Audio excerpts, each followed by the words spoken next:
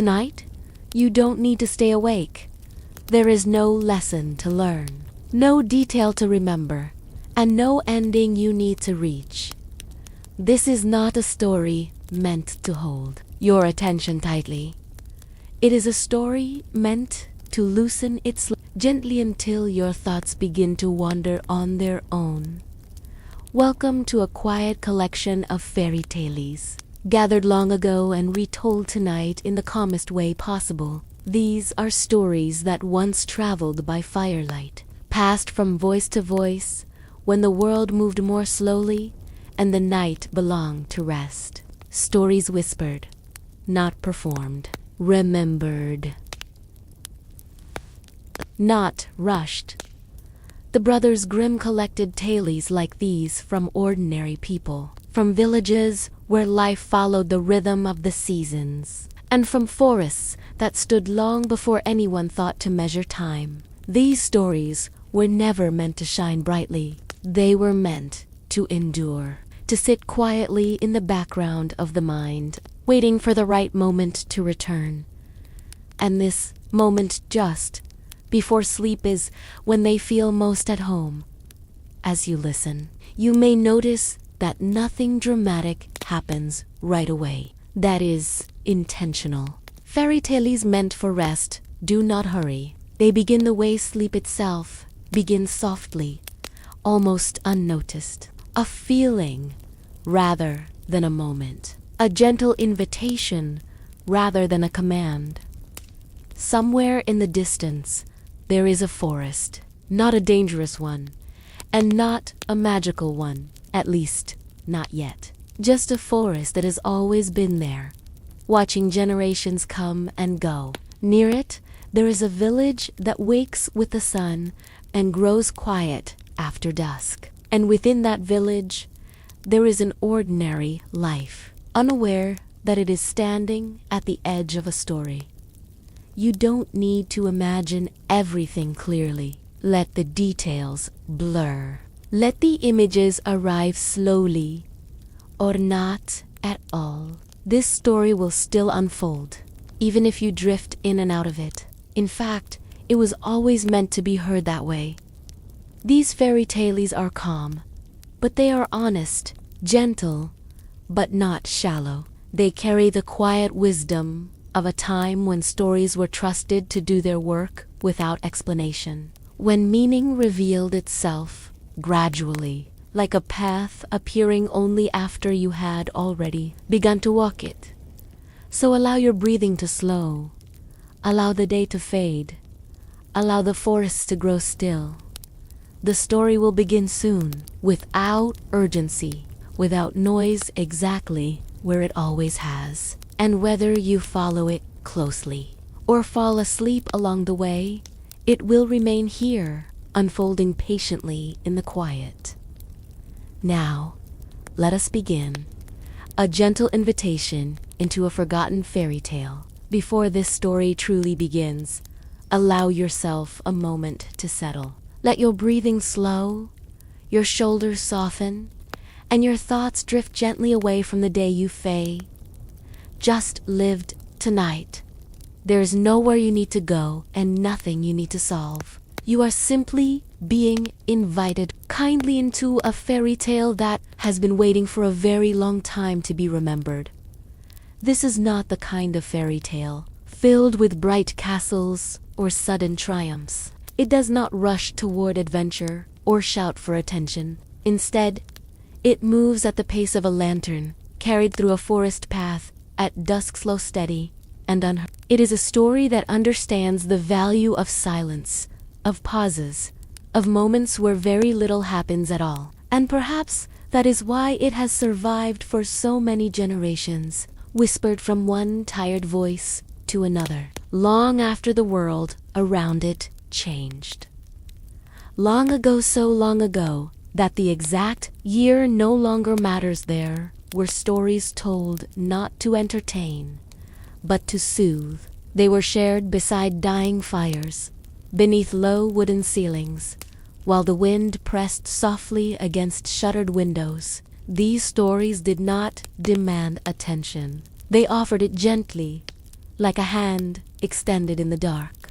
And this fairy tale belongs to that older tradition, the kind that was never meant to be read quickly or even remembered clearly.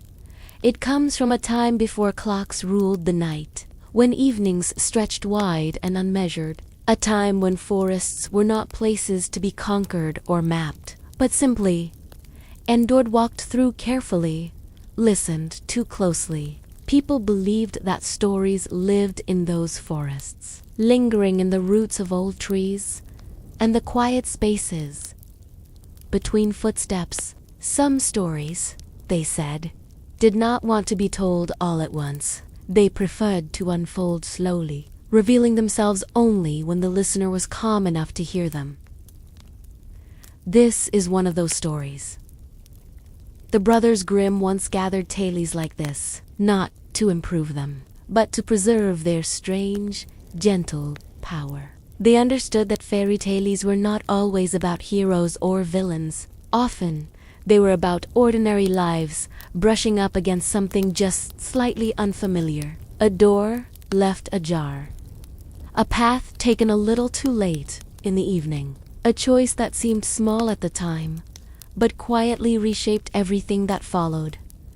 As you listen now, you may notice that nothing dramatic happens right away. That is intentional. Fairy tales meant for the night do not hurry. They allow the listener to sink into them, the way one sinks into sleep itself, gradually, without noticing the exact moment when wakefulness fades. Words become softer, images blur gently at the edges, meaning gives way to feeling.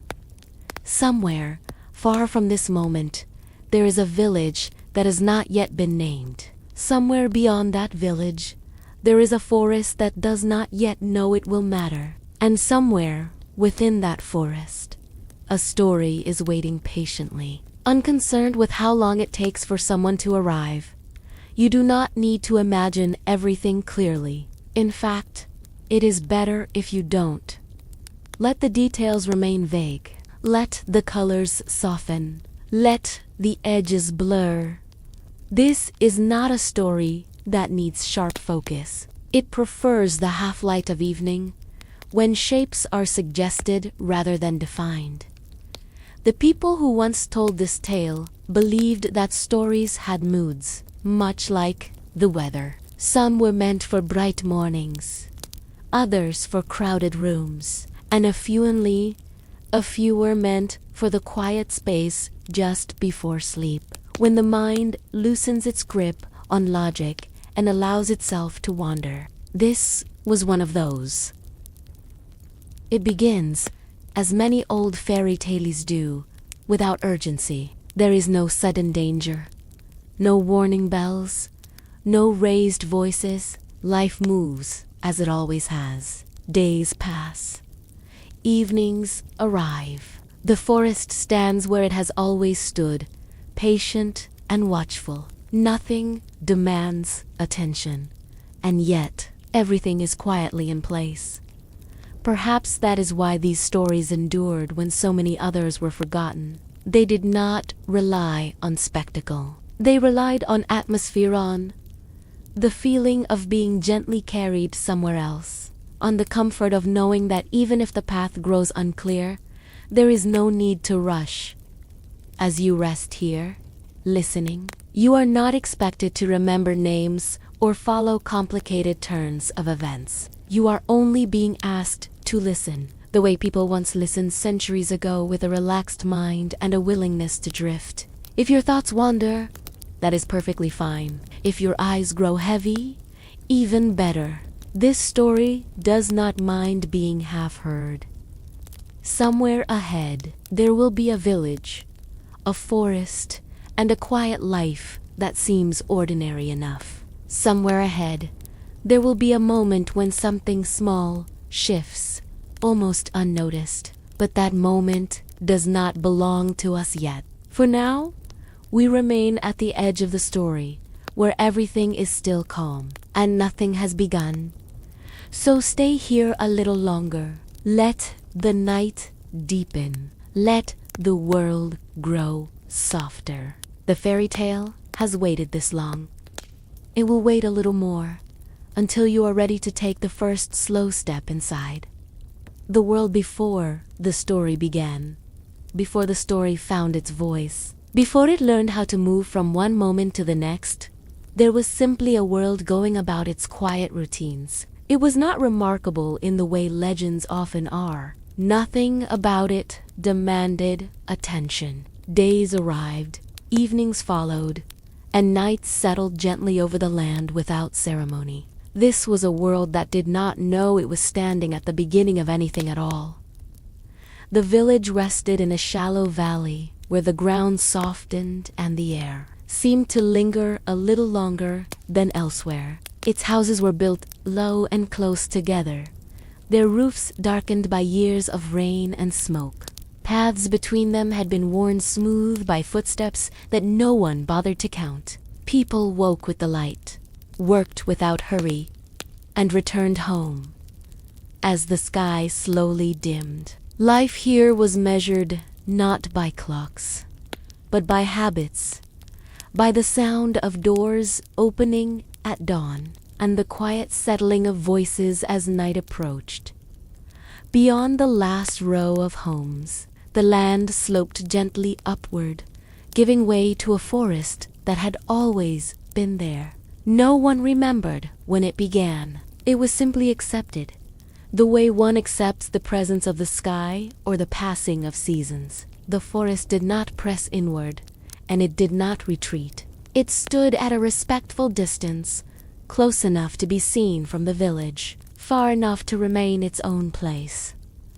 During the day, the forest appeared almost ordinary. Light filtered through the branches in soft patterns, and the air beneath the trees remained cool and still. Birds moved quietly above, and the ground held the scent of damp earth and old leaves. Children were warned not to wander too far inside, not because of danger, but because it was easy to lose one's sense of direction there. Paths curved gently, and familiar landmarks had a way of looking unfamiliar after a short while. At night, the forest changed, but only slightly. It did not become threatening. It did not come alive with noise or movement. Instead, it grew quieter, as though listening. Shadows deepened, and the shapes of trees blurred into one another. Those who passed near it after dusk often felt as if they were being observed, not with intent, but with patience. The forest had watched many nights arrive and leave. It had learned not to hurry. The people of the village spoke of the forest rarely, and never at length. There was no fear in their voices, only familiarity. It was a place where wood was gathered, where lost items were sometimes found, and where certain old stories were said to have come from. But these stories were not told often. They were not exciting tales meant to impress. They were fragments, half-remembered phrases, quiet warnings, and observations passed along without explanation. Long before anyone in the village could remember, the world had learned how to move slowly. Seasons did not rush into one another. Winter softened gradually into spring, and summer lingered before giving way to autumn. Each change announced itself gently through shifts in air and light rather than sudden transformation. People adapted without noticing, adjusting their routines the way one adjusts a blanket in the night. There were no grand events marking the passage of time, no celebrations loud enough to be heard beyond the valley. Even the passing of generations happened quietly. Children grew, elders rested, and new faces appeared without ceremony. The village accepted change the way it accepted weather, with mild interest and little resistance. And somewhere within this unremarkable rhythm, the story waited. It did not announce itself. It did not demand to be noticed. It rested comfortably within the ordinary, hidden so well that even those living closest to it could not have pointed to its beginning. That was the nature of stories like this one. They did not arrive from elsewhere. They grew out of the ground they were rooted in, shaped by the lives passing quietly around them.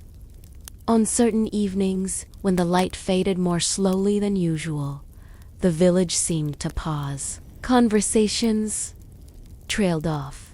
Movements became deliberate. People lingered at doorways, watching the sky shift from blue to gray, from gray to deepening shadow. These moments passed without comment, but they left behind a faint impression, as though something had brushed gently against the edges of awareness.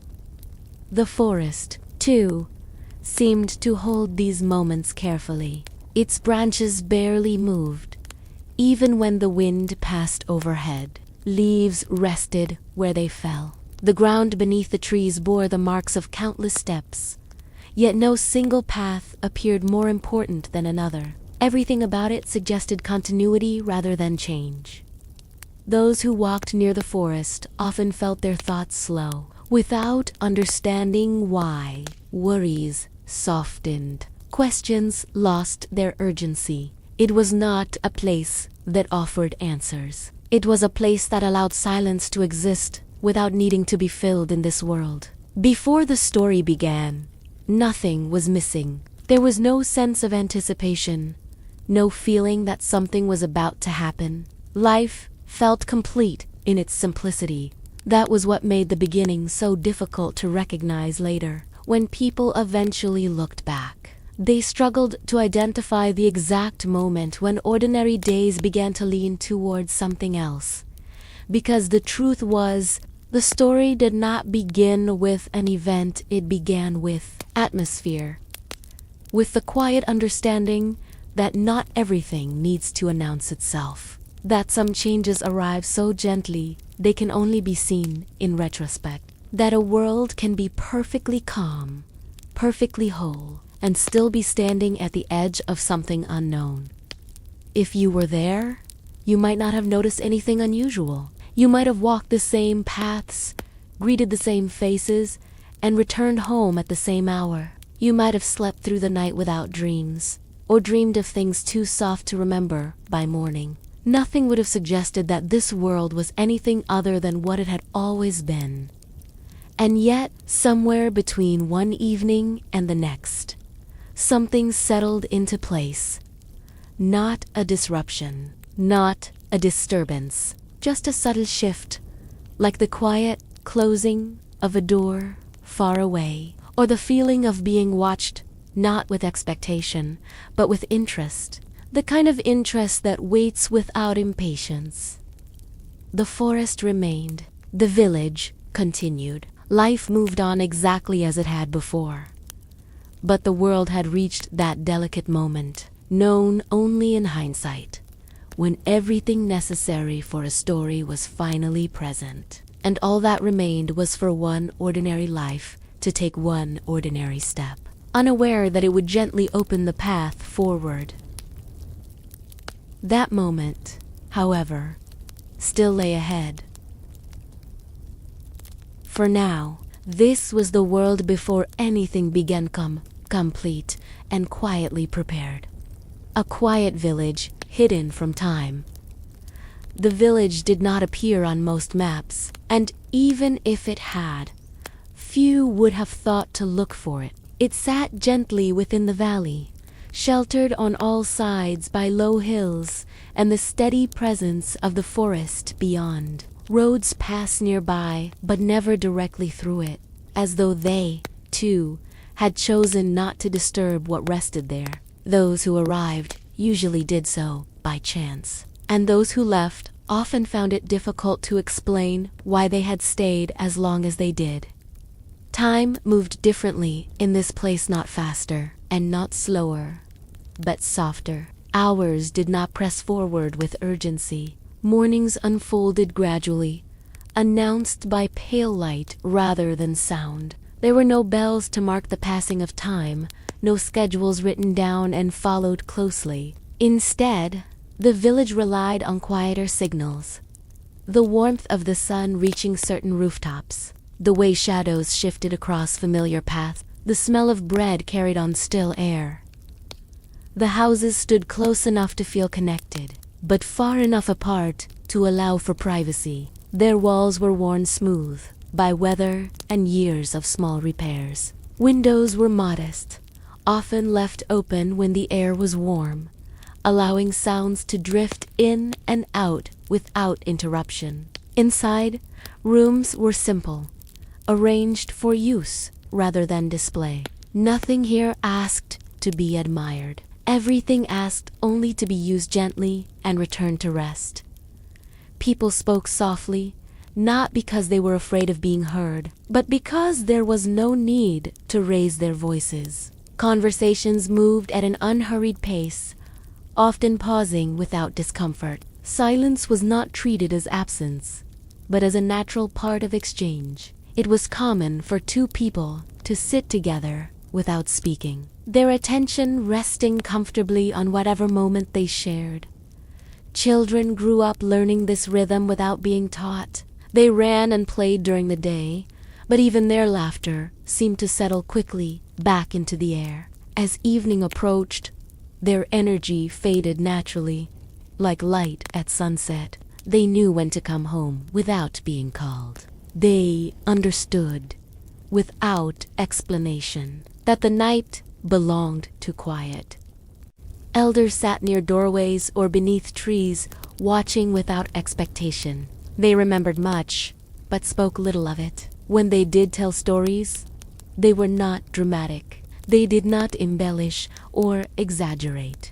They spoke as though recalling something ordinary, something that had happened long ago and no longer required reaction. Their voices carried no urgency, only continuity. There were no great events in the village's recent memory, no disasters that demanded rebuilding, no celebrations grand enough to linger in conversation. Life did not arrange itself around moments worth remembering. Instead, it flowed steadily, creating a sense of permanence that made individual days blur gently together. Visitors sometimes mistook this calm for emptiness. They assumed nothing happened here, because nothing announced itself. But the village was not empty. It was full of routines, of shared understanding, of small actions repeated until they became almost invisible. The quiet was not the absence of life, but the absence of unnecessary noise. At the edge of the village, paths curved naturally, rather than following straight lines. They had been shaped by countless steps, choosing comfort over efficiency. These paths led to fields, to streams, and eventually to the forest. No signs marked their destinations. Everyone already knew where they went. The forest path was not forbidden, but it was approached with care. People did not hurry along it, and they did not linger without reason. It was a place that required attention, not out of fear, but out of respect. Those who entered often returned quieter than before. Their thoughts softened, as though the forest had gently asked them to carry less with them. At dusk, the village seemed to draw inward. Doors closed slowly.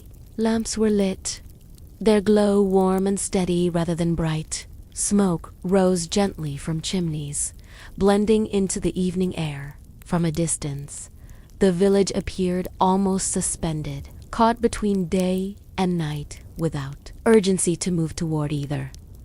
It was during these hours that the village felt most hidden from time. The world beyond continued, undoubtedly moving forward with its own concerns and changes. But here, the moment stretched comfortably, unconcerned with what lay elsewhere. The present did not feel temporary. It felt sufficient. People who lived here rarely thought about the future, not because they lacked imagination, but because the present asked for so little. Tomorrow would arrive when it arrived. There was no need to prepare for it far in advance. Trust in continuity replaced the need for certainty. And yet, beneath this steady calm, the village held something unspoken. Not a secret, exactly. More like a shared understanding that certain things did not need to be discussed. That some parts of life were better left unnamed, allowed to exist without definition. This understanding was never written down or explained. It lived in gestures, in pauses, in the way conversations gently avoided certain topics without conscious effort. Perhaps this was why the village felt so complete. By leaving some things unsaid, it allowed space for them to remain gentle. Not every story needed to be told all at once. Not every meaning needed to be uncovered. As night settled fully, the village grew still. Sounds softened further, until even footsteps seemed distant. The forest beyond the houses darkened, its outline barely visible against the sky. And yet, it did not feel closed off. It felt present, patient, as it always had. Somewhere within the village, an ordinary life continued without interruption. Someone prepared for sleep. Someone else stared briefly out a window before turning away. Nothing about these moments suggested importance. They blended seamlessly into the quiet flow of the evening. And that was how it had always been. The village remained where it was, hidden not by distance, but by its refusal to draw attention to itself. Time passed through it without leaving marks. Days arrived and departed quietly, and life continued in its steady, unremarkable way. But even in a place like this, especially in a place like this, change did not need to arrive loudly to be real. Somewhere within the calm, something waited, not yet ready to move, not yet ready to be noticed, but present all the same, woven gently into the fabric of the village, patient enough to wait for the moment when an ordinary day would lean, almost imperceptibly, into something else. That moment, however, had not arrived. Not yet. An ordinary life touched by something strange. There was nothing about her life that invited attention. If you had passed her on one of the village paths, you might not have looked twice. She moved with the ease of someone who had never needed to hurry. Her steps neither cautious nor bold. Her days followed a familiar pattern, shaped by small routines that rarely changed. Morning light through the window. Simple work done carefully. Evenings that arrived without surprise. She lived in a modest house near the edge of the village, close enough to hear the quiet sounds of life settling at night, and far enough that silence arrived a little earlier there. The house had belonged to others before her, and it carried no sense of ownership, only use. Things were placed where they were needed. Nothing was arranged to impress. The rooms held the faint scent of wood and old fabric, warmed gently by years of quiet living. Each morning began the same way. She woke before the sun fully cleared the hills, not by alarm, but by habit. The light was enough. She would sit for a moment before rising, listening to the stillness, letting her thoughts gather slowly. There was no rush to begin the day. The day would wait.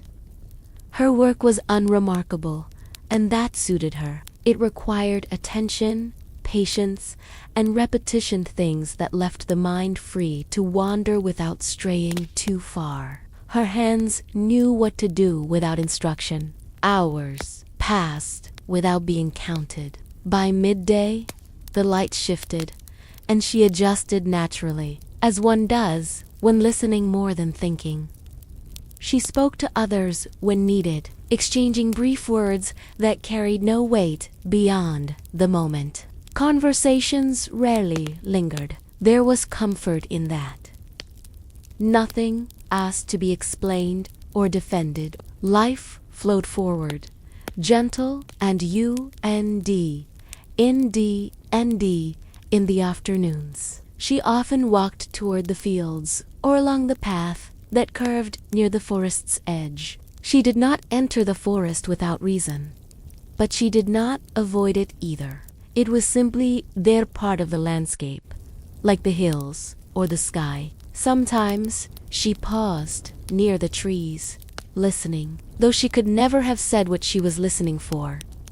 It was during one of these afternoons that something changed. Not suddenly, not in a way that could be named.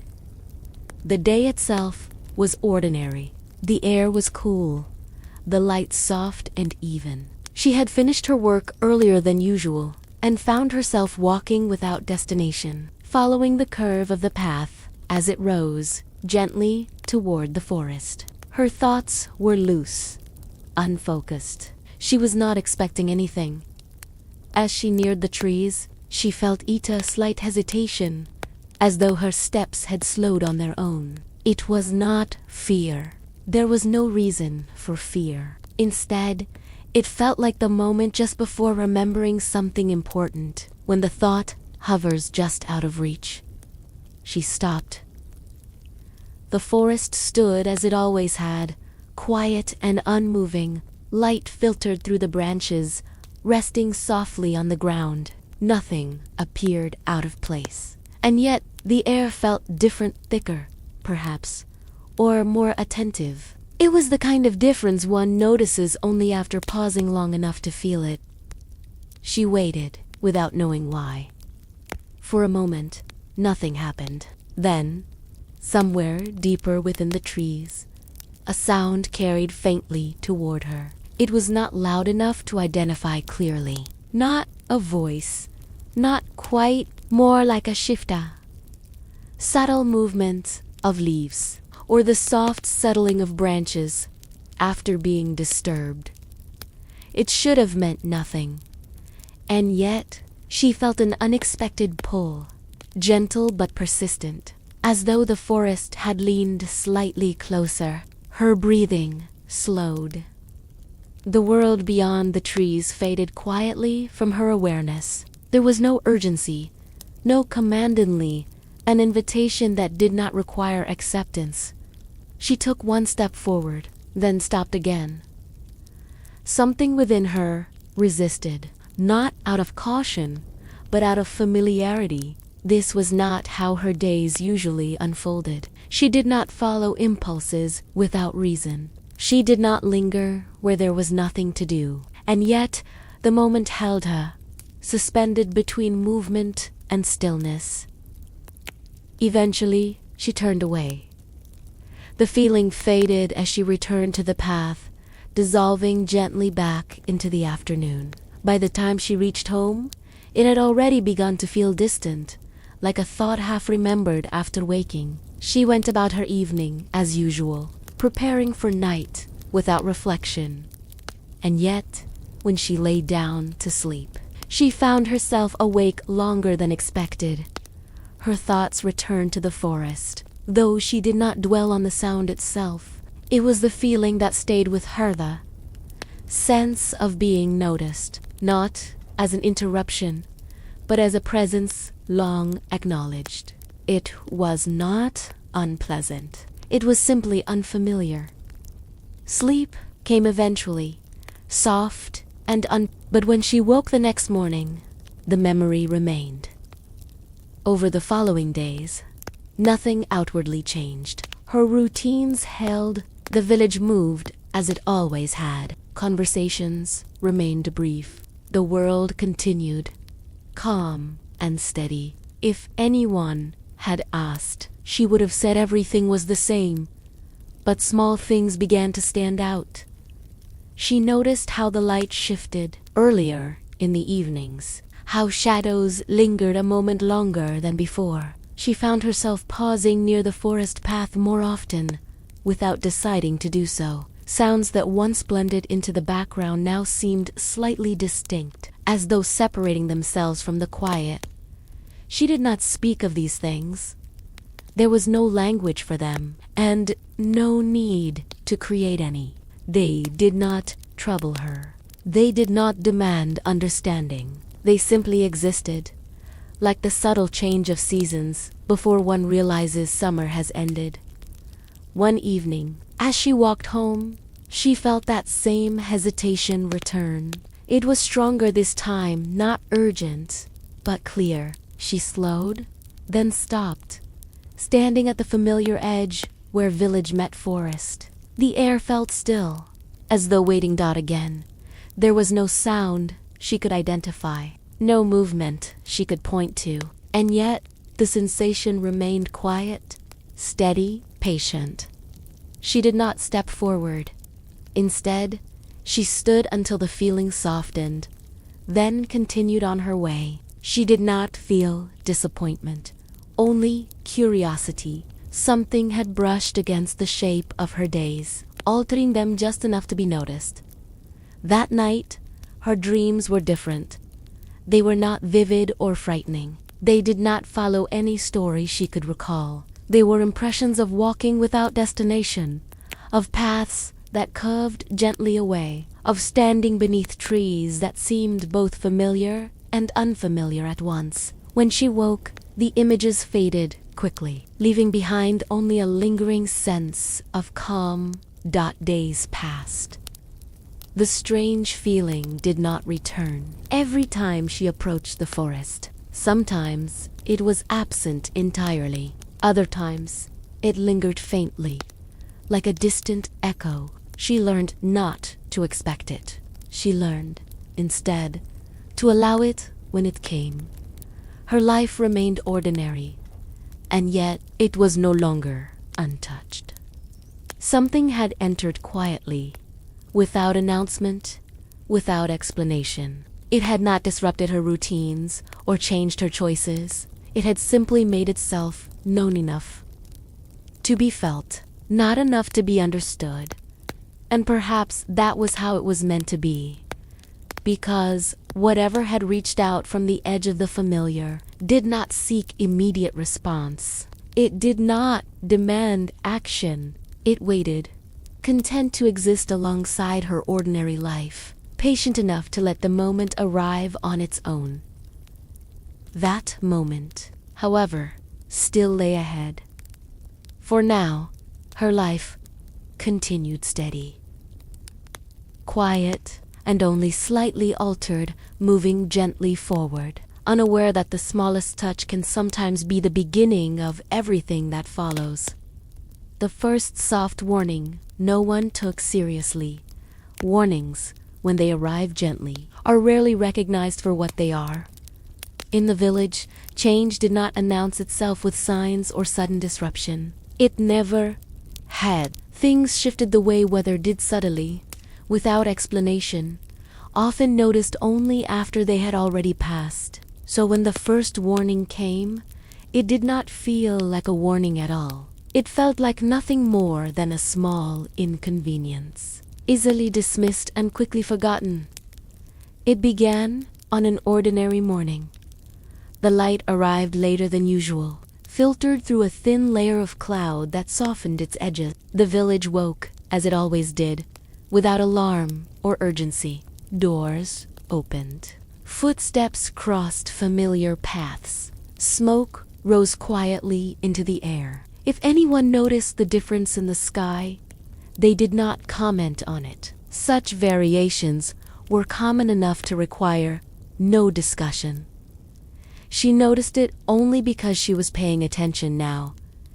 As she stepped outside, she felt a hesitation not in herself, but in the air. The world felt slightly paused, as though it had taken a breath and forgotten to release it. The sensation passed quickly, but it lingered just long enough to be remembered. Later that morning, someone mentioned that a path near the forest had become harder to follow. Leaves had gathered in unfamiliar ways, and a turn that once felt obvious now seemed less so. It was said casually, without concern. Paths changed. The forest was always shifting slightly. No one suggested avoiding the area. Another person spoke of a sound heard late at night, not frightening, just a faint, irregular movement, like something settling into place. It was mentioned in passing, then dismissed. Forests made sounds. Nights were full of them. These were not the kinds of things that demanded attention. They were fragments, loosely connected, easily explained away. And so they were. She heard these remarks without reacting, though they settled somewhere deeper than she expected. Not as fear, but as recognition. The feeling she had experienced at the forest's edge returned faintly, as though confirming something she could not quite articulate. In the days that followed, similar moments accumulated. A tool left where it had always been could not be found, only to reappear later in plain sight. A conversation ended with the sense that something had been left unsaid, though no one could say what. Sleep arrived easily, but dreams carried impressions that lingered longer than usual. Waiting, listening. None of it disrupted life. Work continued. Meals were shared. The village remained calm and orderly. And because nothing demanded change, no change was made. This was the nature of the warning. It did not seek to alarm. It did not interrupt. It simply existed quietly, alongside the familiar, trusting that someone might eventually notice the pattern taking shape. One evening, as the sun dipped lower than expected, an elder remarked that the days felt shorter than they should. The comment was met with mild agreement and quickly forgotten. Seasons overlapped. Time shifted. Such things happened. But later, alone in her house, she stood by the window longer than usual, watching the forest darken. The line between tree and sky blurred earlier than she remembered. The sight brought no discomfort, only a sense of quiet anticipation she could not explain. She did not speak of it. In a place like this, silence was not avoidance, it was respect. Not every feeling required language. Not every observation needed to be shared. And so she held it, letting it remain unformed. The forest, meanwhile, seemed unchanged. During the day, it stood open and still. During the night, it retreated gently into shadow. No branches reached outward. No paths closed entirely. If anything, it appeared more patient than before, as though waiting for something to align. Those who walked near it sometimes returned quieter, their expressions thoughtful. When asked, they would shrug and say nothing was wrong, and nothing was. At least, not in any way that could be explained. This was why the warning went unnoticed. It asked for attention without demanding it. It trusted awareness to grow naturally without force. It assumed time would do its work. And time, in the village, had always been generous. One afternoon, she found herself standing again at the forest's edge, though she could not recall deciding to go there. The path had guided her without instruction. She stopped where the ground softened and the air cooled slightly. The feeling returned not stronger, but clearer. This time, she understood that it was not meant to frighten her. It was not a threat and not a promise. It was simply a presence, acknowledging her attention the way one acknowledges a familiar face in passing. She waited. Nothing happened. Eventually, she turned away, carrying the moment with her as she returned home. It joined the others, forming a quiet collection of impressions that resisted interpretation. She did not try to make sense of them. She allowed them to remain what they were. Elsewhere in the village, small adjustments continued. People locked doors a little earlier. Lamps were lit sooner in the evening. Conversations shortened as night approached. None of these changes were discussed. They emerged naturally, like habits responding to an unspoken understanding. If someone had asked whether anything was wrong, the answer would have been no, and it would have been honest. Nothing was wrong, but something was different. The warning did not arrive to stop what was coming. It arrived to prepare, gently, without urgency. It softened the edges of ordinary days, allowing space for attention to grow where it had not been needed before. She sensed this, though she could not have said how. One night, she woke briefly from sleep, unsure why. The house was still. The village rested quietly beyond her walls. From the direction of the forest came no sound she could name, and yet she felt awake in a way that had nothing to do with noise. She lay still, breathing evenly, listening without listening.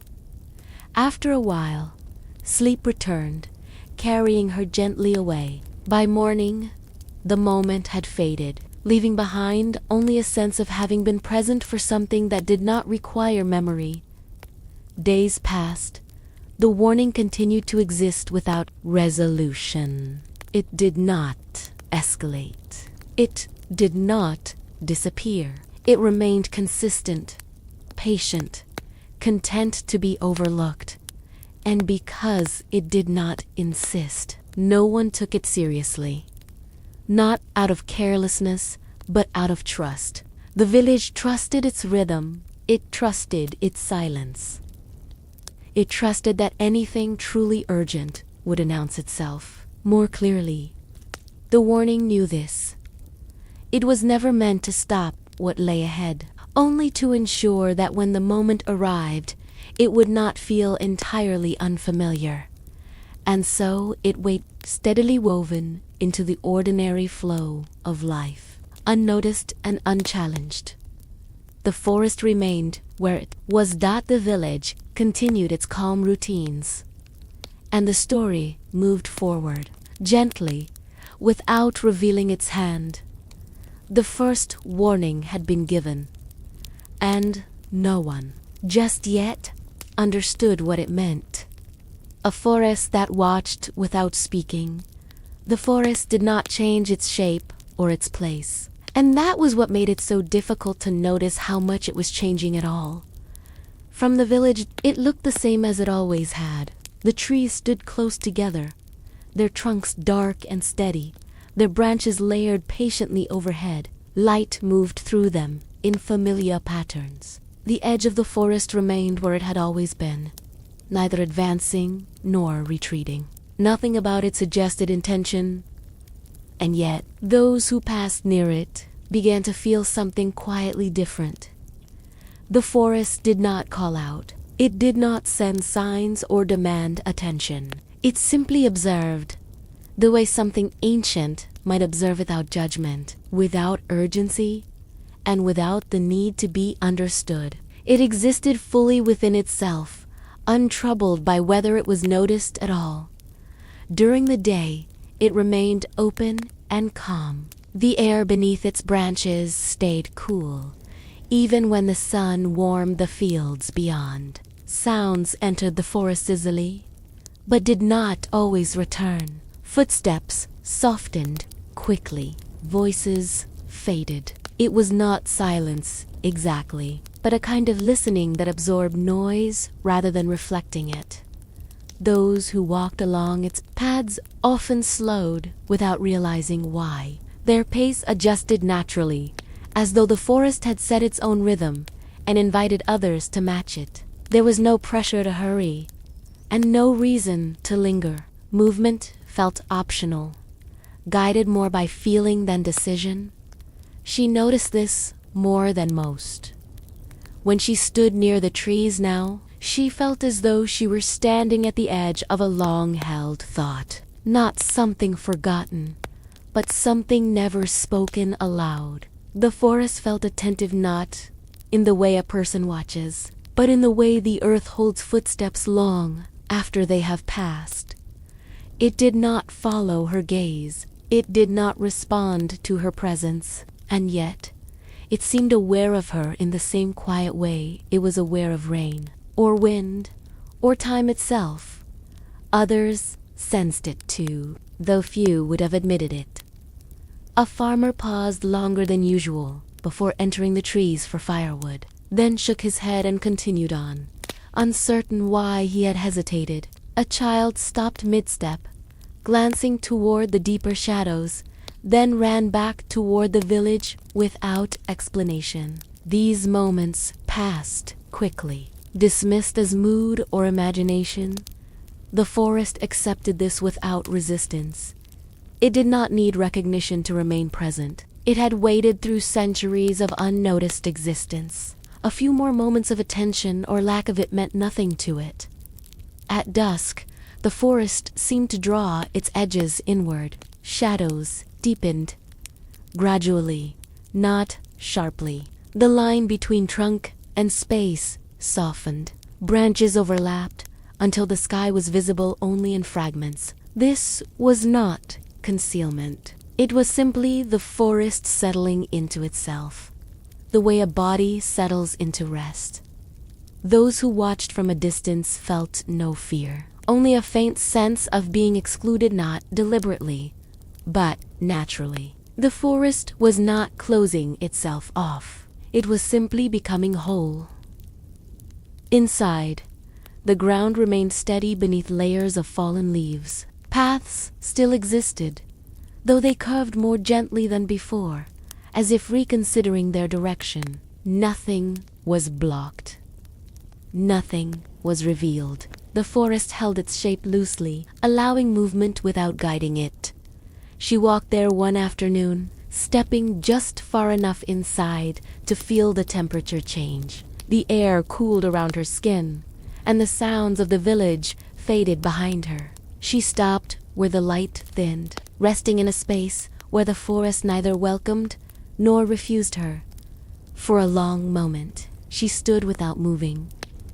There was no sound she could isolate, no motion she could follow. And yet, the feeling returned, the quiet awareness, steady and patient. It did not feel like being watched by eyes. It felt like being noticed by time.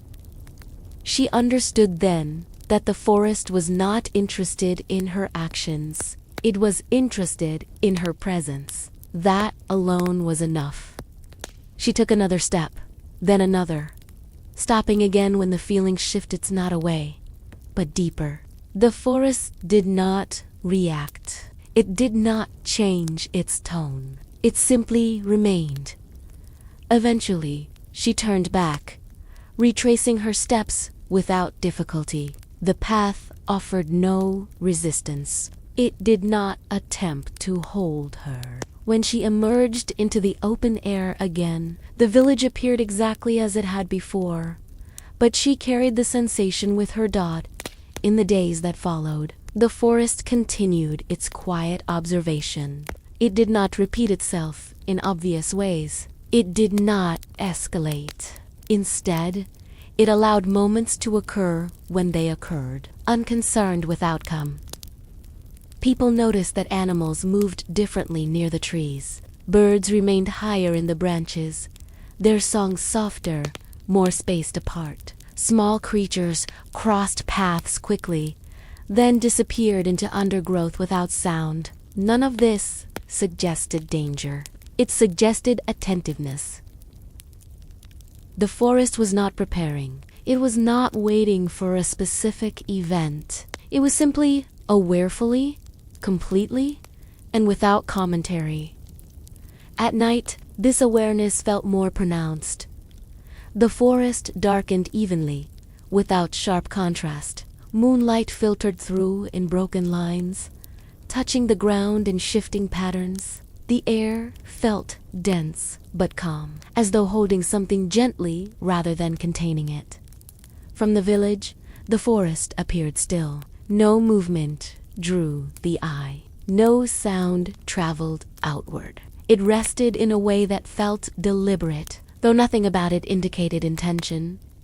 She sometimes stood at her window, looking toward the trees as night settled. She did not expect anything to happen. She did not feel watched in the human sense, but she felt included in a larger quiet one that existed whether she acknowledged it or not. The forest did not intrude on dreams, but it shaped them subtly. Dreams became slower, less defined. They carried impressions rather than images of standing, of waiting, of being present without needing to act. When she woke, the feeling lingered briefly, then faded. Others experienced this too, though they spoke of it differently. Some said they slept more deeply. Others said their thoughts felt quieter in the evenings. A few mentioned waking with a sense of calm they could not explain. These comments were made casually, without emphasis. No one connected them. The forest did not mind. It did not require belief. It did not depend on interpretation. It simply continued to be what it was, an old presence, holding its place with quiet consistency. One evening, as she walked near the edge once more, she realized something without surprise. The forest was not waiting for her to enter. It was waiting for her to notice that she already had. Not physically, not in steps or distance, but in attention, in awareness, in the way her thoughts slowed near it, the way her breathing adjusted, the way her days held slightly more space than before. She stood there for a long time, feeling the truth of this settle gently. The forest did not respond. It did not need to. The recognition was enough. She turned back toward the village as darkness deepened, carrying with her a sense of quiet alignment as though something within her had found a rhythm it recognized. Behind her, the forest remained unchanged. It did not follow. It did not retreat. It did not speak. It watched, not with eyes, and not with intention, but with the steady awareness of something that had seen many lives pass. Many stories begin, and many moments go unnoticed until it was time for them to matter. And though nothing had happened yet that could be pointed to or named, the forest had begun to take its place within the story. Not as a setting, but as a presence. And it would remain there, patient and silent, as the days continued to unfold, ready not to act, but to observe what came next. Old magic that never truly left. Magic, in its oldest form, was never loud. It did not announce itself with light or spectacle, nor did it demand belief. Long before it was named or explained, it existed simply as a way the world behaved when no one was trying to control it. In places like this, village quiet, unhurried, and mostly unnoticed magic did not need to arrive. It had never gone away. The people who lived here would not have called it magic. They had no word for it, and no reason to invent one. To them, it was simply how things were. The way certain places felt different without explanation. The way moments sometimes held longer than expected. The way attention, once given, seemed to shape what followed. Long ago, before the village had a name anyone remembered, stories were told that hinted at this presence. They were not grand tales, and they were rarely repeated in full. They spoke of forests that listened, of paths that shifted gently beneath familiar feet, of moments when the ordinary leaned quietly into something else. These stories were never taught. They were absorbed. Children grew up hearing fragments of them without realizing if phrases spoken casually, warnings delivered without urgency, observations made without emphasis. By the time they were old enough to question such things, the need had already passed. The understanding was there, settled comfortably beneath thought. The elders remembered a little more, not in detail, but in feeling. They remembered a time when the world felt closer, less separated by explanation, when the forest was not something apart, but something alongside. They remembered knowing when to stop speaking, when to wait, and when to listen without knowing why. But even those memories softened with time. As years passed, the need for such understanding faded. Life continued, steady and sufficient. The magic, if it could be called that did not disappear. It simply became less noticeable, like a familiar sound that fades into the background once it no longer requires attention. Still, it remained. It lingered in the way the forest held its ground, in the way paths curved rather than cut straight through, in the way people sensed when to leave certain things alone. It did not interfere. It did not guide. It existed quietly, content to be overlooked, until attention returned. She did not think of it as magic either. What she felt had no shape, no explanation. It did not feel powerful or overwhelming. It felt old not in the sense of age, but in the sense of having always been there, like a memory she had not lived, but somehow recognized when she stood. Near the forest now, the feeling deepened, it not stronger, but clearer. It was not something being given to her. It was something being shared, as though she had stepped into a rhythm that had never stopped. She did not try to understand it. There was no impulse to question, no desire to define. The moment felt complete, without explanation. It asked only for presence, not interpretation. Others brushed against this presence as well, though rarely long enough to notice. A villager paused mid-task, feeling a sudden sense of calm without knowing why. A child stopped chasing a game, standing still for a breath longer than expected. These moments passed quickly, slipping back into the flow of ordinary life. The magic did not pursue them. It did not need to. It existed independently of belief, sustained not by attention, but by continuity. It did not weaken when ignored, and it did not strengthen when noticed. It simply was. The forest held it most clearly, not as a source, but as a vessel. The trees did not create it, they carried it, the way stone carries warmth long after the sun has passed. Beneath their roots, the ground held memories of footsteps long, erased, of lives lived quietly within its reach. Paths shifted subtly over time, not to confuse, but to remain alive. No path was meant to be permanent. No direction was meant to be final. Movement existed to be experienced, not completed. At dusk, this presence felt closest. As light softened and edges blurred, the space between things widened. The village, the forest, and the sky seemed less separate. Sounds traveled differently. Silence felt fuller. Moments lingered without explanation.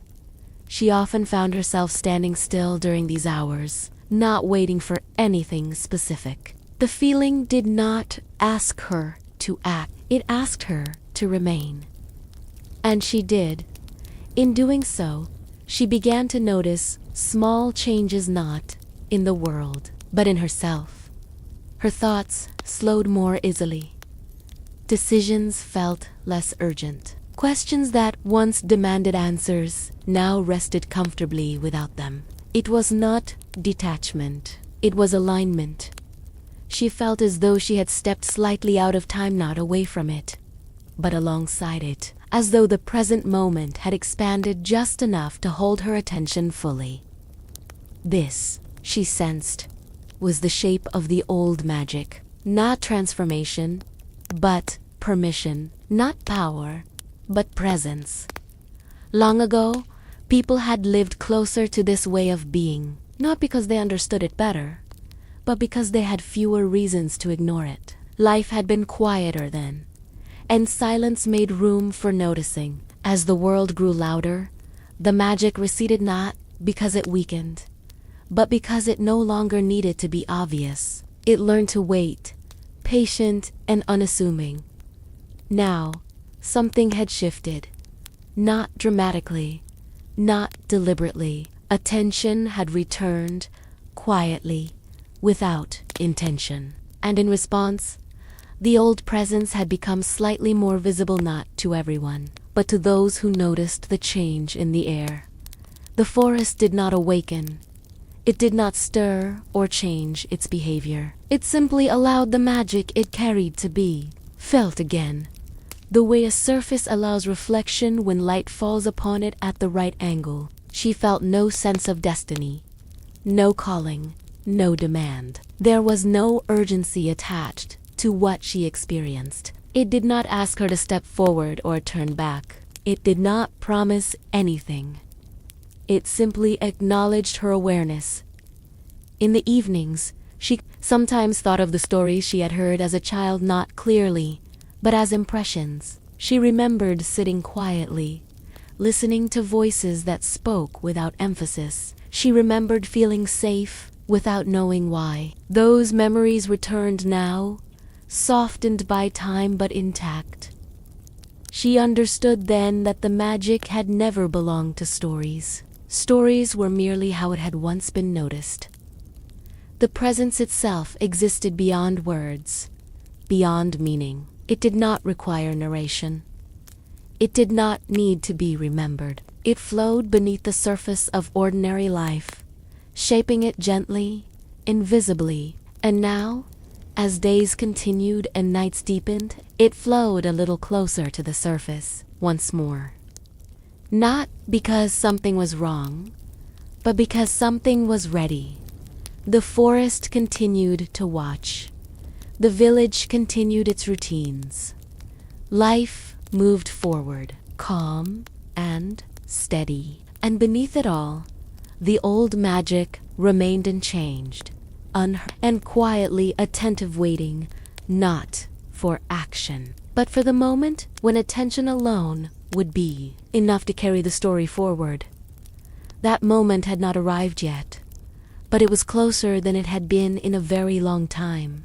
A small choice that changed everything slowly. Change does not always arrive as an event.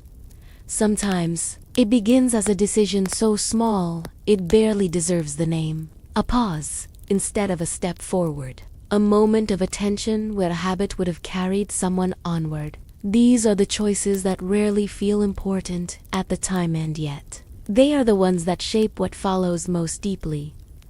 Her choice came on a morning that looked no different from any other. The village woke beneath a pale sky, the kind that promised nothing but familiarity. The air was cool, but not cold. The forest stood quietly at its usual distance, neither inviting nor distant. Everything appeared as it should. She stepped outside with the same intention she always had, to walk the path that circled the village before the day began. It was a habit formed long ago, comforting in its repetition. Her feet knew the way without thought. And yet, when she reached the familiar turning point, she did not turn. It was not hesitation born of fear. There was no sense of danger, no warning pulling her back. The choice came gently, almost without awareness. She simply remained where she was, looking ahead instead of following the curve she had traced so many times before. The moment stretched. Nothing urged her forward. Nothing called her back. The path waited patiently, unchanged, and, for the first time, she noticed how rarely she allowed herself to wait without purpose, so she stayed. The decision lasted only seconds, but its effect lingered. When she finally moved, she did not follow the path exactly as before. She walked a little slower. She allowed her attention to drift rather than directing it. The forest seemed no closer, yet it felt more present. That was all. No boundary was crossed. No rule was broken. The village remained behind her, steady and unchanged. But something subtle had shifted, not in the world, but in the direction of her attention. As the day unfolded, this shift repeated itself in small ways. She listened longer before responding. She noticed pauses in conversation that she might once have filled. Tasks were completed as usual, but without the quiet urgency that often accompanied them. Time felt wider, less compressed. No one else remarked on the change. There was nothing to remark upon. Yet beneath the surface of ordinary moments, something had begun to rearrange itself. The world responded not with reaction, but with allowance. The forest, in particular, seemed content with this adjustment. It did not draw closer. It did not alter its presence. It simply remained available, as it always had been. The difference lay in how she related to it, not as a destination, but as a companion to her awareness. Later that afternoon, she found herself walking toward it, without conscious decision. The path she chose was not new, but she followed it with a different kind of attention. She noticed how the ground softened gradually, how sounds changed almost the transition felt continuous rather than distinct. She stopped before reaching the edge. Two was a choice. Once, she might have felt compelled to step forward, to satisfy curiosity or expectation. Now, she remained where she was, allowing the moment to complete itself without action. The forest did not respond. And yet, the space between them felt full, as though something had been acknowledged without being named. She turned back eventually, carrying no sense of accomplishment or disappointment. The walk had not been about arrival, it had been about restraint. Over the following days, these small choices accumulated. She did not seek them out. They arose naturally, unforced and unremarkable. A moment of stillness instead of movement. A silence allowed to remain unbroken. A question left unanswered. None of these choices felt like decisions. They felt like permissions granted quietly, without instruction. The effect was gradual. The village did not change in visible ways. Doors still opened at dawn. Lamps were lit at dusk. People greeted one another as they always had. Life continued along its familiar lines. But the rhythm felt altered, as though an unseen tempo had slowed just enough to be felt. Others sensed it too, though few could have said why.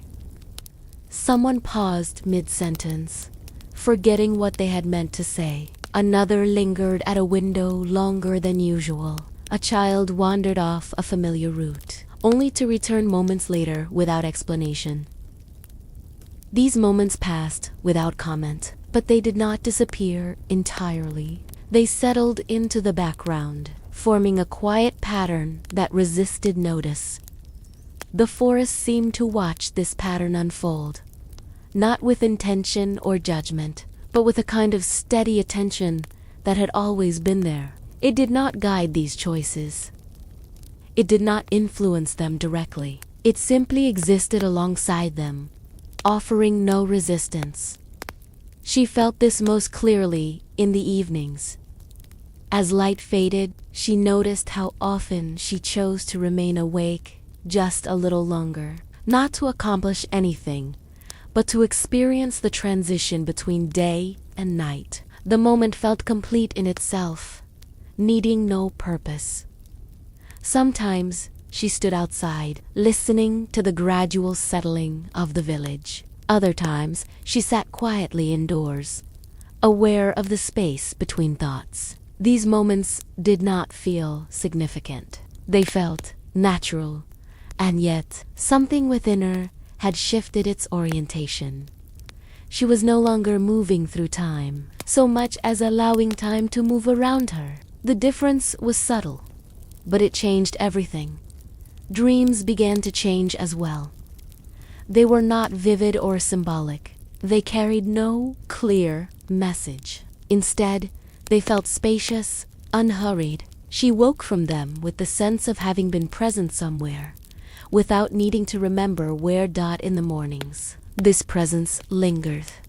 The forest appeared the same, but she no longer felt separate from it. It was not something she approached or avoided. It existed within the same field of attention as the village, the sky, and her own thoughts. This, she realized, was what the old stories had been pointing toward. Not a place, not an event, not a moment of transformation, but a way of moving through the world that required less force and more listening. The small choice she had made to pause rather than proceed opened a space where such listening could occur. And once that space existed, it expanded naturally. The world responded not by changing its shape, but by revealing its depth. Familiar moments gained texture. Ordinary days held more weight. Silence became something that could be entered rather than endured. She did not feel different. She felt aligned. The forest did not draw her closer, nor did it recede. It remained exactly where it had always been. What changed was the relationship between attention and movement. She understood now that the warning, the watching forest, and the old magic had not been leading toward a single moment. They had been preparing for a series of small choices, each insignificant on its own, yet transformative in their accumulation. Nothing had ended. Nothing had begun in any obvious way. But the direction of the story had shifted slowly, gently, almost imperceptibly, and because the change was so quiet, it went unnoticed by those who were not listening for it. The forest continued to watch without speaking. The village continued its calm routines. And she continued to choose again and again attention over habit, presence over urgency. The consequences of that choice had not yet revealed themselves, but they were already unfolding, and the story, now set on a slightly different path, moved forward patiently, quietly toward moments that would only make sense because this small choice had been made at all. The calm arrival of fear, disguised as comfort. Fear does not always announce itself as danger. Sometimes it arrives as relief, soft, reassuring, almost kind. It settles gently into familiar spaces, offering comfort before it ever reveals its weight. And because it feels safe at first, it is welcomed without question. The first night it arrived, nothing seemed unusual. The village prepared for sleep as it always had. Lamps were dimmed, doors were secured, conversations faded into quiet familiarity. Outside, the air was still, carrying no wind, no warning. Even the forest rested without sound, its presence folded neatly into the darkness. She noticed the calm immediately. It was deeper than usual, fuller, the kind of quiet that wraps itself around the edges of thought, smoothing them until nothing feels urgent. It was comforting in a way she had not experienced before, like being held without realizing it. She did not resist it. Why would she? The day had passed without disturbance. Her small choices had continued, unremarkable and gentle. Nothing demanded attention. Nothing felt unresolved. The calm felt earned, natural dot as she lay down to sleep. The stillness followed her. It did not recede when she closed her eyes. It remained present, steady, almost protective. Breathing felt slower, heavier, as though the night itself had taken responsibility for it. Sleep came easily, too easily.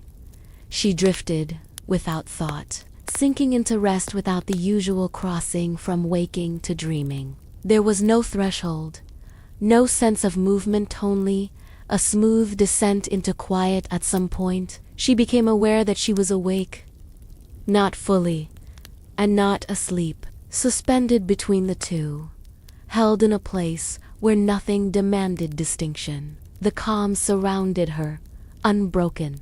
It felt safe enough that she did not immediately question it.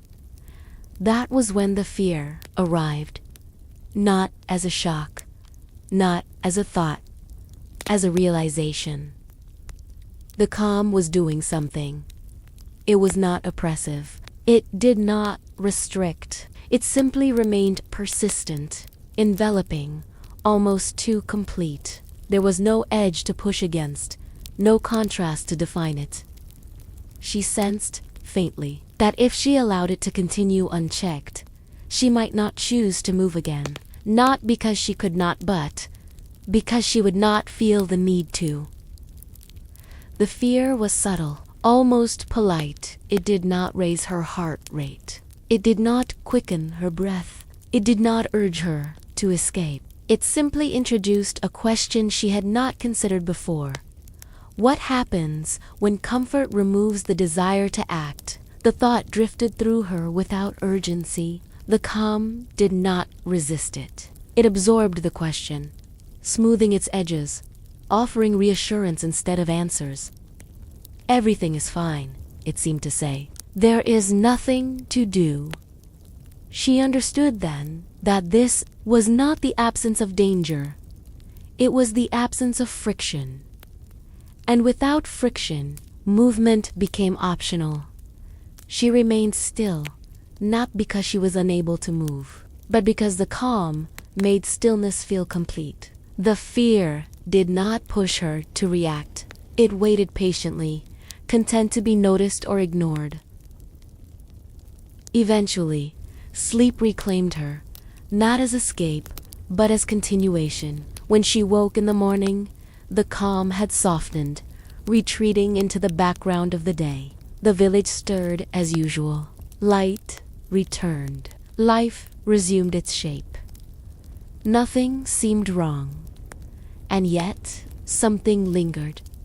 The memory of that comfort stayed with her not as fear, but as awareness. She found herself moving more slowly, lingering longer in moments that asked nothing of her. The calm had left an imprint.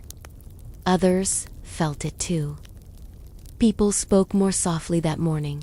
Tasks were approached with less urgency. Breaks stretched longer than intended. No one complained. The atmosphere felt pleasant, restful. The forest, too, seemed closer not in distance, but in influence. Its silence reached farther than before, extending gently into the village. It did not intrude. It invited. The air felt heavier near its edge, not with threat, but with reassurance. She stood there again that evening, noticing how easy it would be to remain. The fear returned then, not stronger, but clearer. It was not fear of the forest. It was fear of how easily she could let go of effort altogether. How naturally the calm offered release from choice, from intention, from the subtle tension that made movement meaningful. Comfort, she realized, could be as powerful as danger and far more difficult to resist. She did not step into the forest, not because she felt threatened, but because she sensed that doing so without intention might carry consequences she did not yet understand. The calm did not protest. It simply waited, patient and unoffended. That night, she chose to stay awake a little longer, not to guard against anything, but to remain aware. The calm still surrounded her, but now she held it at a slight distance, not rejecting it, but observing it. She noticed how it soft thought, how it blurred the boundary between decision and acceptance. She noticed how easy it was to mistake this for peace. The fear remained gentle. It did not demand action. It did not insist on alarm. It simply reminded her that comfort, when absolute, could quietly remove the need for awareness. The forest continued to watch without speaking. The village rested within the calm, unaware of its weight. and she stood between comfort and attention, understanding now that the path ahead would not be marked by danger, but by choices that felt safe, enough to stop making choices at all. The calm had arrived. The fear had revealed itself, and neither had yet asked for anything in return. The story moved forward, not toward chaos or conflict, but toward a deeper question, one that would not be answered quickly or easily. For now, the calm remained, and within it, the quiet presence of fear, wet, patient, and content to be misunderstood. Promises that sounded kinder than they were. The promises came softly, as most dangerous things do, without sharp edges or raised voices. They arrived wrapped in calm reasoning and gentle assurance, sounding less like temptation and more like care. No one remembered exactly when they first began, only that, at some point, life felt easier in ways that required no explanation. The days grew smoother, the nights quieter, and the small anxieties people once carried seemed to loosen their grip. It felt like kindness. It felt like relief. At first, the promises asked for nothing in return. They merely suggested, "Stay a little longer. There is no need to hurry. You are safe as you are." These words drifted through the village like evening mist, unnoticed because they blended so perfectly with everyone's private wishes. Who would refuse a gentler life? A slower path, a future that asked less effort and fewer questions. The village elders spoke of these changes with gratitude. They said the forest had grown friendlier, that the old fears spoken of in childhood tales had softened with time. Doors no longer creaked at night.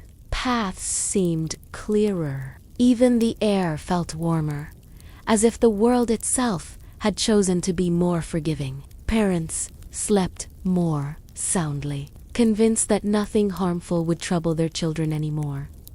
Yet the promises had a peculiar habit. They never explained why things felt easier. They did not like being examined too closely. Whenever someone paused to question them, the moment slipped away, replaced by reassurance. "Why worry?" The quiet voice seemed to say, "Everything is fine." And because the voice sounded so reasonable, most people let their questions dissolve before they fully formed.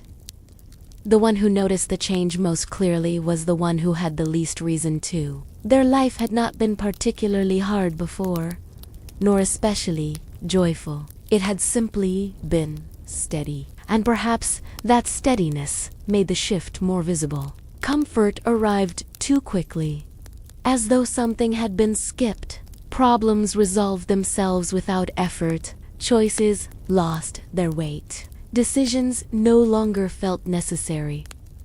With the promises came habits, small ones at first. People stopped locking their doors. They stopped walking all the way to the edge of the forest and instead turned back early, satisfied without knowing why. Stories once told around the fire grew shorter, their endings soft, their warnings removed. The village seemed to agree, without discussion, that some things were better left unsaid. The promises encouraged forgetting, not directly, not forcefully, but gently, like asking someone to rest their eyes for just a moment. Old fears faded first, then old lessons. The names of places deep in the forest were spoken less often, until eventually they were not spoken at all. Memory, once shared, became private and then optional. There was comfort in this forgetting. It freed the mind from caution and the heart from doubt. Children grew fearless, wandering farther without concern. Adults welcomed the silence where worry used to live. The village felt lighter, as though a burden had been lifted that no one quite remembered agreeing to carry in the first place. But kindness that asks for nothing often asks later. The promises began to shape expectations. People no longer prepared for hardship. they assumed it would not come. They stopped teaching children how to recognize danger, replacing those lessons with soothing assurances. The world is gentle, they said. Nothing wishes you harm. And for a time, this seemed true enough. On certain evenings, when the light fell just right, the forest seemed closer than before. Not threatening, never threatening, but attentive. Branches bent as though listening. Shadows lingered longer than expected. Those who noticed felt only a mild curiosity, quickly dismissed by the familiar comfort that wrapped around the village like a warm blanket. The promises were patient. They never rushed. They allowed years to pass if needed. They understood that trust grows best when it is not demanded. Instead, they offered consistency. Every morning arrived as expected. Every night passed without disturbance. Nothing dramatic happened, and that, more than anything, convinced the villagers that they were safe. Yet there were small absences no one spoke of. A path that once led somewhere interesting now ended sooner than it should have. A song remembered only halfway. A feeling of purpose that drifted out of reach the moment someone tried to name it. These losses were quiet, almost polite, and so they went unchallenged. The one who noticed these absences began keeping track of them not in writing, but in feeling. They sensed that something was being exchanged, piece by piece, though they could not say for what. Comfort, yes. Ease, certainly. But also a narrowing of the world, a soft closing of doors that had once stood open. The promises grew warmer when questioned. "You are tired," they seemed to reply. "There is no need to carry such heavy thoughts," and the warmth worked. Doubt melted into rest. Curiosity soft into acceptance. The mind, eager for peace, leaned into the reassurance offered so freely. Still, on certain nights, sleep came slowly. Dreams lingered at the edge of waking dreams of locked gates without keys, of lanterns extinguished one by one, of roads that gently curved back toward the same familiar place. These dreams were not frightening. They were calm, and that calm made them harder to ignore. The village continued as it always had, outwardly unchanged. Laughter still echoed. Meals were shared. Seasons turned. Yet beneath it all, something waited. Not with hunger or anger, but with certainty. The promises did not need urgency. They trusted that, in time, comfort would finish the work that fear never could. And so, the story settles here for now. In this moment, where everything still feels gentle, where the cost has not yet been named aloud, the promises remain kind in sound and soft in shape, and the village rests within the unaware. That kindness, when unquestioned, can slowly become a boundary rather than a gift. Why fairy tales were never meant to be happy at first. Fairy tales were never meant to greet the listener with comfort. They did not begin with laughter or safety, because the world itself rarely offered such gifts at the start. Instead, they opened with imbalance, with something missing, broken, or quietly wrong. This was not cruelty. It was honesty. The old storytellers understood that a tale meant to last must first reflect the unease people already carried in their hearts. In the earliest versions, happiness was never assumed. It was something distant, uncertain, and often undeserved. Life began in confusion. A child lost, a family divided, a promise broken long before the story truly started. These openings were deliberate. They mirrored the way people entered the world, not knowing, not protected, not whole. The tale acknowledged that before it could offer guidance.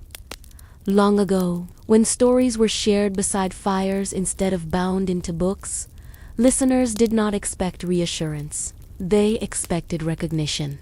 They wanted to hear that fear was normal, that hardship was not personal, and that the darkness they felt inside was not unique. A fairy tale that began too gently would have felt false, disconnected from lived experience. This is why forests appeared so often at the beginning. The forest was never simply a place, it was a condition. It represented the moment when the familiar fell away, when paths split without warning, when rules no longer applied. Entering the forest meant leaving certainty behind. No one entered happily. They entered because they had to. In these stories, children were not protected from danger. They were placed directly in its path, not to harm them, but to teach something essential. That safety is learned, not granted. A child who wanders into darkness and returns carries wisdom that comfort alone cannot provide. The unhappiness at the beginning served another purpose. It sharpened attention. When the world of the story felt unstable, every detail mattered. A talking animal, an offered gift, a strange instruction. Nothing could be ignored. Listeners learned, almost without realizing it, to listen closely, to remember patterns, to notice consequences. Fairy tales did not rush toward joy, because joy, without contrast, teaches nothing. The old tellers knew that happiness gained too easily becomes invisible. It fades. It leaves no mark. But happiness earned after fear, after loss, after long waiting settles deeply into memory. This is why early fairy tales often feel unfair. Good characters suffer. Innocent people are tested. The world does not correct itself quickly. This unfairness was intentional. It reflected a truth people recognized, that justice is slow and sometimes silent. The story did not lie about that. Instead of promising immediate reward, fairy tales offered they suggested that surviving the beginning was itself an achievement. Simply continuing walking through the forest, obeying a strange rule, resisting an easy temptation was meaningful, even before any reward appeared. Listeners were meant to feel uneasy at first. That unease opened the mind. It created space for learning. When a child heard such a story, they did not hear it as cruelty. They heard it as preparation. The tale whispered, "You will be afraid one day. This is how others have faced it." The absence of happiness at the start also made room for choice. Characters were not guided by joy. They were guided by necessity. They acted because they had no better option, because something had to be done. This gave their decisions weight. Every step mattered. In many old tales, the hero does not even know they are a hero. They begin as ordinary, uncertain, sometimes unwilling. Their reluctance mirrors the listener's own fear of change. The story does not judge this hesitation. It accepts it as natural. The unhappiness, the discomfort, the waiting, all of it served as groundwork. The fairy tale was building a foundation strong enough to carry meaning later. Without that foundation, the ending would collapse into emptiness. And the ending, when it finally came, was never guaranteed. Some tales ended quietly. Some ended strangely. Some ended without clear victory. Happiness, when it appeared, was often fragile, conditional, or incomplete. This, too, was deliberate. The old storytellers understood something modern retellings often forget. Happiness is not the point. Transformation is. A character who begins happy has nowhere to go. A character who begins lost can change.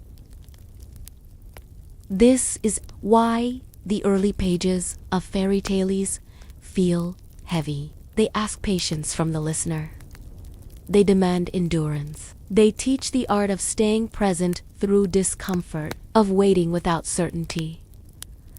Children once learned this lesson early. They learned that fear does not mean failure, that confusion does not mean the end, that beginnings are rarely kind, but they are necessary. In the quiet village, these truths were once known. The elders remembered stories that began in hunger, in cold, in separation. But over time, those beginnings were softened, shortened, and eventually removed. People preferred tales that reassured rather than challenged, and so the old balance shifted. Stories were retold with gentler openings. The darkness was trimmed away. The forest became less threatening, then symbolic, then decorative. Children were spared discomfort, but also spared preparation. The one who listened closely could feel what had been lost. The stories no longer stirred unease. They no longer lingered after being told. They soothed, but they did not stay. Without unhappy beginnings, the lessons weakened. Courage became abstract. Choice became optional. Consequence faded into suggestion. The forest, once a place of transformation, became a backdrop. The waiting, once meaningful, became boring. The slow climb toward understanding was replaced with instant comfort. And yet, beneath the softened tales, the old structure still waited.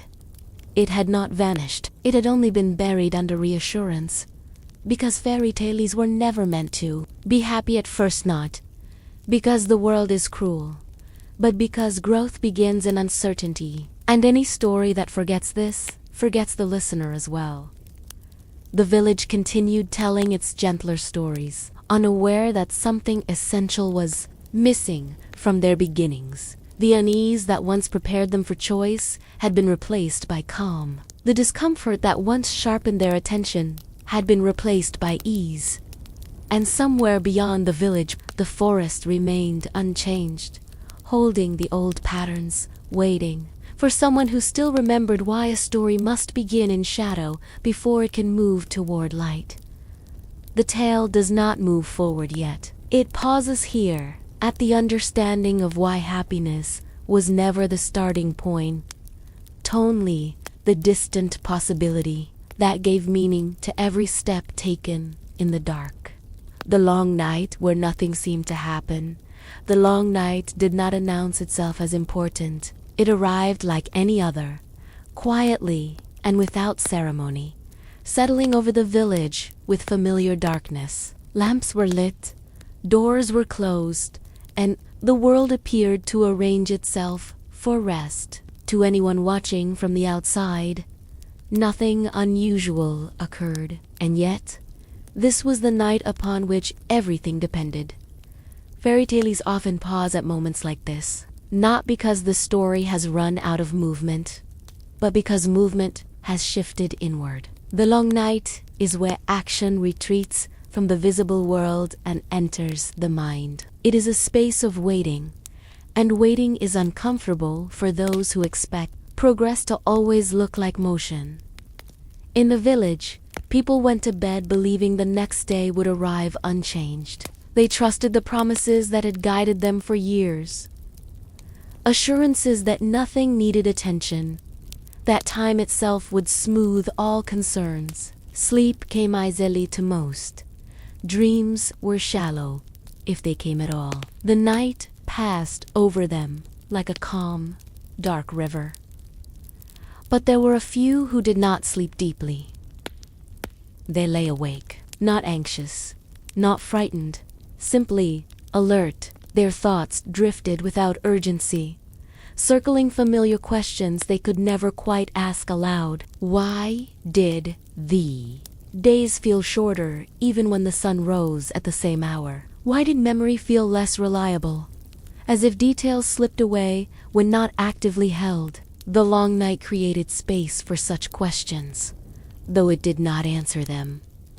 It was not a night of revelation. It was a night of endurance. In old stories, this night often appears between trials, after the forest has been entered, but before the path forward becomes clear. Nothing attacks, nothing rescues. The hero does not grow stronger or wiser in any obvious way. Instead, they wait, often alone, often unsure whether waiting itself is a mistake.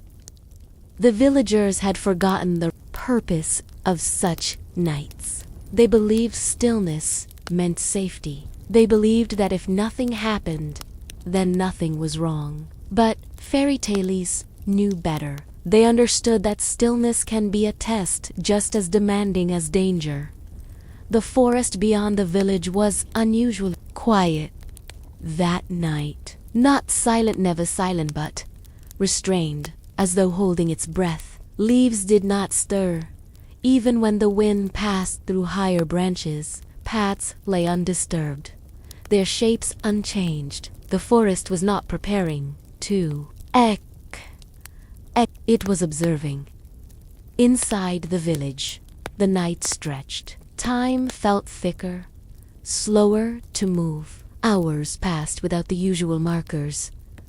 No more owl called. No more dog barked. The sense of pause deepened, pressing gently against the edges of awareness. For one, listened. The night felt deliberate, as if it had been placed there intentionally, like a blank page left between chapters. They sensed that something was being asked of them, though the question remained unspoken. In fairy tales, this is the moment where many turn back. When nothing seems to happen, doubt creeps in. Perhaps there is no story, the listener thinks. Perhaps this is all there is, and it is precisely here that the tale reveals its quiet cruelty. Progress does not reassure. The long night asks for trust without evidence. It offers no reward for attention. It does not even promise that waiting is the correct choice. It simply unfolds, minute by minute, daring the listener to remain present. The village had grown unused to such demands. Comfort had trained them to expect constant reassurance signs, signals, gentle confirmations that all was well. The long night offered none of these. It neither threatened nor comforted. It existed. Somewhere in the dark, a memory stirred. Not a clear one, but a feeling of stories once told, where the night mattered more than the battle, where endurance mattered more than courage. In those tales, the hero survived not by acting, but by refusing to abandon the moment. Children in earlier times were taught to respect such nights. They were told that impatience was dangerous, that panic could undo what patience preserved. The long night taught them how to sit with uncertainty without fleeing it. But this village had softened its lessons. As the night continued, small thoughts grew louder, harmless thoughts at first. What if nothing ever changes? What if this calm is all there is? These thoughts did not frighten, they dulled. They carried the risk of acceptance, of surrendering to stillness without understanding its cost. The listener awake in the dark felt this pull. It would be easy to let the night pass unnoticed, to sleep through it and wake unchanged. Most would do exactly that. The story would continue without them, reshaping itself around quieter minds. Yet something resisted. Not hope, not rebellion, a sense that fairy tales did not survive by accident, that every pause, every delay, every uneventful night had once served a purpose. The listener remembered stories where dawn only mattered because the night had been endured fully. The long night deepened. Time loosened its grip. Moments blurred together. The listener stopped counting hours and began measuring the night by breaths, by the slow rhythm of thought itself. In this state, the world felt closer, more immediate. Every sound, however faint, carried weight, and still nothing happened. This was the hardest part. Fairy tales rarely linger here in modern retellings. Editors cut these sections. They fear boredom. Assume the listener will lose interest. But the old versions understood something essential. Transformation requires space, and space is often mistaken for emptiness. The night did not move the story forward, but it prepared the ground.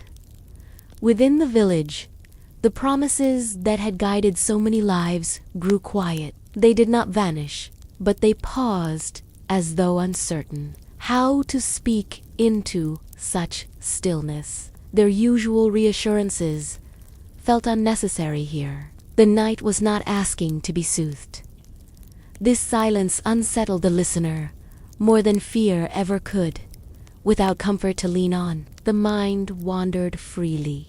It revisited forgotten images, unfinished paths, stories without endings, choices never made. The listener began to sense that the calm they had lived within was not neutral. It had shape, it had direction, and it had limits. The long night did not explain this realization. It merely allowed it to surface. Somewhere beyond the village, the forest shifted almost not in preparation for danger, but in acknowledgement. The patterns were aligning. A pause had been honored. In fairy tales, this is where the seed is planted, not of action, but of awareness. The listener does not yet know what must be done. They only know that sleep, once easy, now feels like avoidance. The night began, slowly, too thin. Not with light, but with tension. The sense that dawn would matter, even if it arrived quietly. That something unseen had already changed, even if the village would wake believing nothing had occurred. And that is the truth of the long night, where nothing seemed to happen. Because when nothing happens, attention becomes the event. Awareness becomes the turning point. The story does not advance outward, it deepens inward, preparing the listener for a choice not yet revealed. The village slept through most of this night. That, too, was part of the tale. The forest remained still, and the story pauses here, not ending, not resolving, but holding the moment just before the quiet gives way to meaning, just before waiting becomes understanding, just before the listener realizes that the longest nights are never empty, only patient. Dreams, symbols, and the language of sleep. Sleep does not speak in sentences. It never has. When the waking world grows quiet and the body loosens its hold on certainty, another language takes over, one made of images, sensations, and meaning without explanation. This is the language of dreams, older than words and more patient than logic. It does not argue, it shows. On the night after the long waiting, sleep returned to the village, but it was no longer empty. Dreams moved through the houses like low fog, slipping under doors and settling beside sleepers without invitation. They did not frighten, they observed, and in observing, they reminded the mind of things it had learned long before it learned. How to forget in fairy tales. Dreams are never distractions. They are instructions disguised as riddles. They appear when the waking world refuses to listen, carrying messages that cannot survive daylight. The village had gone many years without such dreams, protected by comfort and reassurance. Now they returned, quietly, as if checking whether anyone still remembered how to receive them. One dream appeared again and again in different forms. A narrow path winding through trees, its direction unclear. A small object carried in the hands, a key, sometimes a seed, sometimes a simple thread. The dreamer always understood that this object mattered, though its purpose remained hidden. Understanding came not as explanation, but as weight symbols speak by repetition. They return until they are recognized, or until they are ignored completely. The dreams did not insist. They waited. Each night, they shifted slightly, testing new shapes, new images, seeking the version that might finally be noticed. For some, the dreams were filled with doors. Doors standing alone, unattached to walls. Doors half buried in earth. Doors opening inward when pushed outward. These doors did not lead anywhere specific. They existed to be encountered, not used. The dreamers woke with the sense that they had been offered something and declined it without knowing how. For others, the symbols were quieter. A fading lantern, a voice calling without urgency, footsteps that matched the rhythm of breathing. These dreams lingered long after waking, leaving behind a subtle echo-like, remembering a melody without recalling its ending. Children dreamed more clearly than adults. Their minds had not yet been trained to dismiss images that lacked explanation. They woke with stories on their tongues, eager to share what they had seen. But the village no longer valued such reports. Dreams were considered private, unreliable, unnecessary. Parents listened politely, then redirected attention to breakfast, to routine, to daylight concerns. And so, the language of sleep was spoken, but rarely translated, in older fairy tales. This would have been the moment when a dream changed the course of the story. A warning received, a truth revealed, a path chosen. But this village had learned to live without guidance that did not arrive fully formed. Partial messages made them uncomfortable. Still, sleep persisted. Night after night, the symbols grew more insistent and not louder, but clearer. The dreams refined themselves, shedding unnecessary detail. They focused on patterns, circles that never closed, bridges that ended halfway across, mirrors that reflected unfamiliar faces. These were not prophecies, they were questions. The one who listened most closely did not attempt to interpret the dreams. They simply noticed how they felt upon waking. A sense of direction without destination. A readiness for something unnamed. The dreams did not instruct them to act. They instructed them to notice. In fairy tales, sleep is not passive. It is a threshold. The body rests, but the mind travels. This is where bargains are tested, where hidden costs surface, where the story rearranges itself beyond conscious control. To dream is to participate without protection. The village, lulled by years of ease, had forgotten this risk. Sleep had become merely rest. Now it became communication. Some villagers began waking at the same hour each night, without knowing why. Others found themselves pausing mid-task during the day, struck by a sudden image with no context. The boundary between dream and waking thinned, not dangerously, but deliberately. The symbols were learning their audience.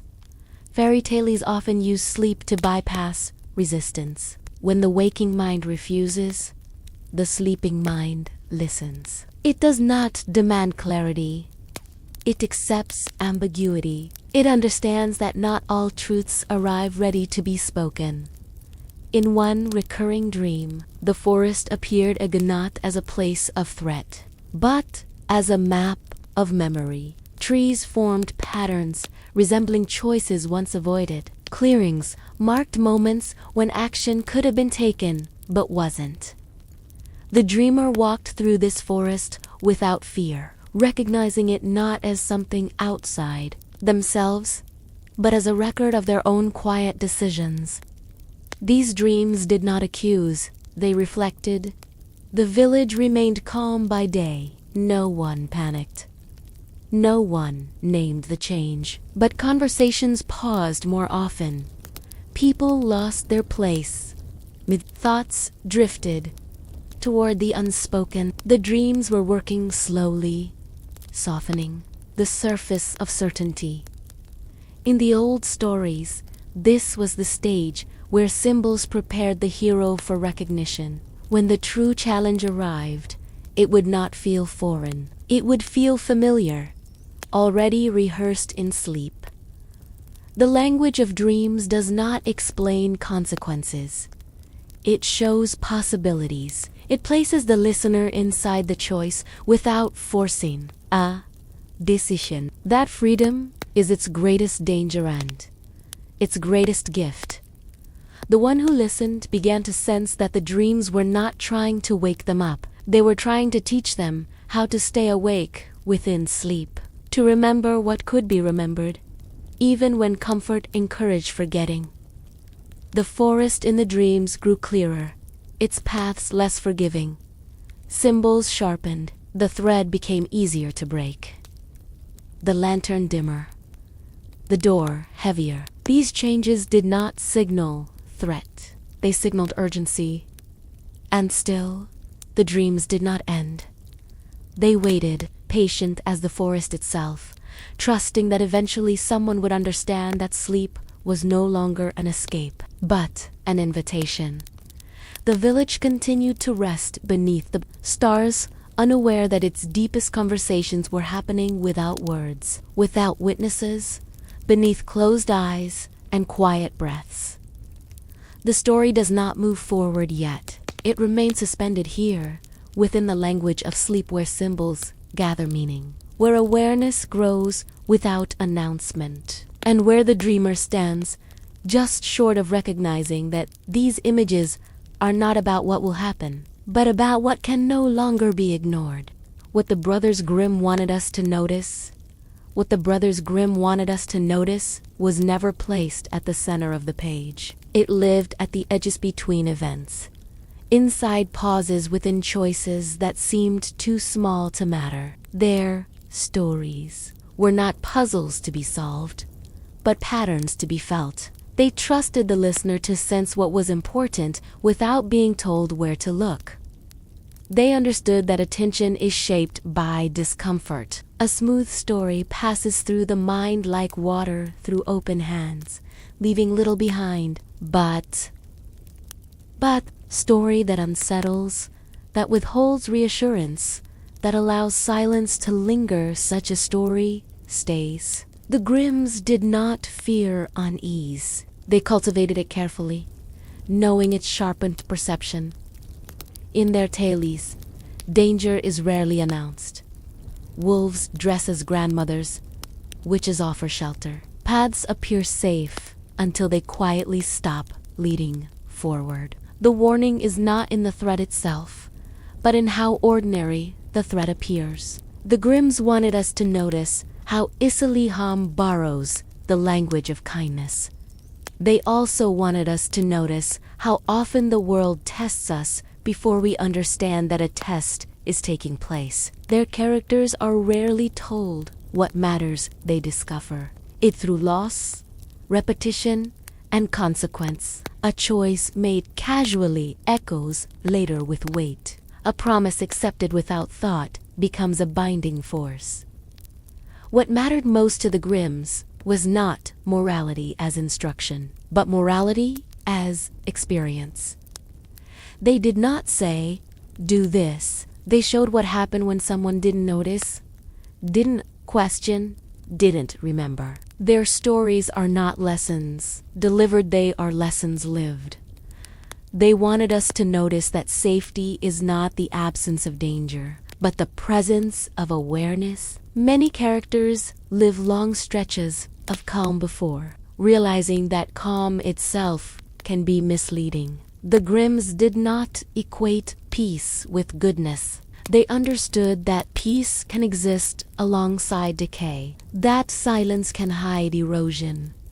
In their forests, nothing chases the traveler at first. The danger is patience.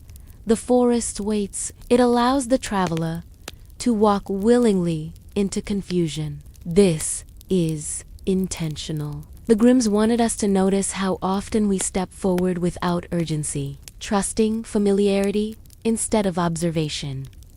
They also wanted us to notice who speaks and who does not. In their tales, the most important forces are often silent. Magic does not explain itself. The forest does not argue. The night offers no guidance. Meaning emerges only for those willing to remain attentive in the absence of instruction. Children in Grimm stories are not protected from truth. They are trusted with it. Fear is not removed. It is framed. The Grimms believed children could hold complexity, ambiguity, even darkness, so long as the story respected their intelligence. What they wanted adults to notice was how quickly we forget this. The villagers in many tales fail not because they are cruel, but because they are complacent. They accept comfort too easily. They stop asking why things are easy. The Grimms wanted us to notice that complacency is not neutral. It is an active choice to stop paying attention. They wanted us to notice the cost of forgetting. Memory, in their stories, is fragile and essential. Characters who forget warnings repeat mistakes. Those who remember even partially. Memory does not guarantee safety, but forgetting almost guarantees loss. Another thing the Grimms wanted us to notice is how rarely heroes are exceptional at the beginning. They are ordinary, uncertain, sometimes foolish. The story suggests that heroism is not a trait, but a response. It emerges only when circumstances demand it, often too late to feel triumphant. They wanted us to notice that time behaves differently in meaningful moments. Years can pass in a paragraph. A single night can occupy an entire chapter. This distortion is deliberate. It mirrors how importance feels rather than how clocks move. The Grimms understood that waiting, enduring, and lingering are forms of action. The quiet village, like so many in Grimm tales, reflects this principle. Nothing dramatic happens for a long time. Life continues pleasantly, and that is precisely the point. The story is asking, what are you noticing while nothing happens? The Grimms wanted us to notice patterns repeating across stories. Lost children, broken promises, unkept warnings. These repetitions are not coincidence. They are reminders. Humanity fails in similar ways across generations, and stories exist to preserve recognition when memory fades.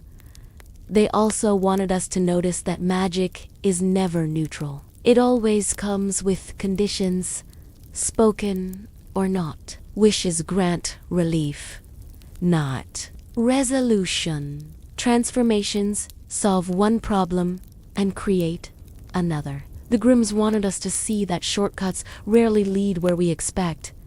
In their tales, characters who listen closely survive longer than those who act quickly. Speed is rarely rewarded.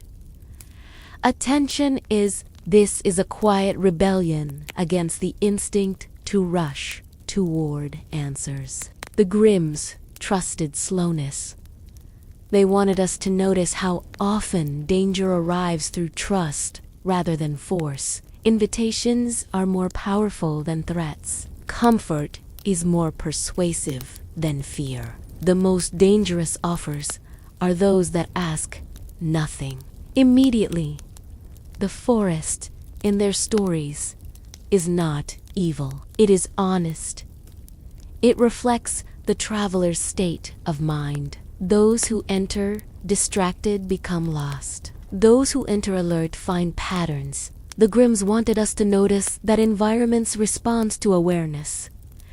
They also wanted us to notice how endings are shaped by beginnings. A story that starts with forgetting cannot end with clarity. A story that starts with attention has a chance. The structure matters. In the village, stories were once told with all their rough edges intact. Over time, those edges were smoothed. Warnings were softened. Discomfort was removed. The Grimms would have noticed this loss immediately. They would have understood the danger of stories that no longer challenge the listener they wanted us to. Notice that fear, when used carefully, teaches discernment. It is not meant to paralyze, but to focus. When fear is removed entirely, attention scatters. Choices lose weight. Another subtle thing they wanted us to notice is how often characters are alone when the truth appears. Revelation is private. Understanding cannot be crowdsourced. Each listener must recognize meaning for themselves. The Grimms trusted their audience to do this work. They did not explain their intentions. They let the story perform its function quietly, trusting repetition, discomfort, and silence to do what instruction could not. The village now stands at a familiar threshold, one the Grimms would recognize instantly. Comfort has replaced attention. Calm has replaced curiosity. Stories still exist, but their sharpness has dulled. What the Brothers Grimm wanted us to notice is not that the world is dangerous, but that it is subtle, that the greatest threats rarely announce themselves, that meaning hides where we least expect it. In pauses, in unease, in the feeling that something is missing but unnamed, the story does not move forward yet. It holds this awareness gently, like a lantern not yet lit. The lesson has not been spoken aloud, but it has been placed carefully within reach. And somewhere, beneath soft tailies and quiet routines, the old patterns wait unchanged, patient to reveal themselves to anyone who remembers how to notice. The moral hidden between simple words. The moral was never written plainly. It was not carved into stone or spoken aloud at the end of the tale like a final instruction. It lived quietly between sentences, tucked into pauses, woven into moments that seemed too ordinary to carry meaning. This was intentional. The old storytellers knew that a lesson declared loses its power, while a lesson discovered becomes part of the listener. Simple words carry the greatest weight. Go, wait, listen, do not forget. These words appeared again and again in old fairy tales, spoken by strangers, animals, or voices that did not explain themselves. Their simplicity invited trust, but also demanded attention. The moral was never in the words alone, it was in how they were followed, ignored, or misunderstood. In the quiet village, people had grown accustomed to hearing simple words without searching for what lay beneath them. Comfort had trained them to accept language at its surface. When someone said, "You are safe," they heard reassurance, not invitation. When someone said, "There is no need to worry," they heard kindness, not condition. But fairy tales were built differently.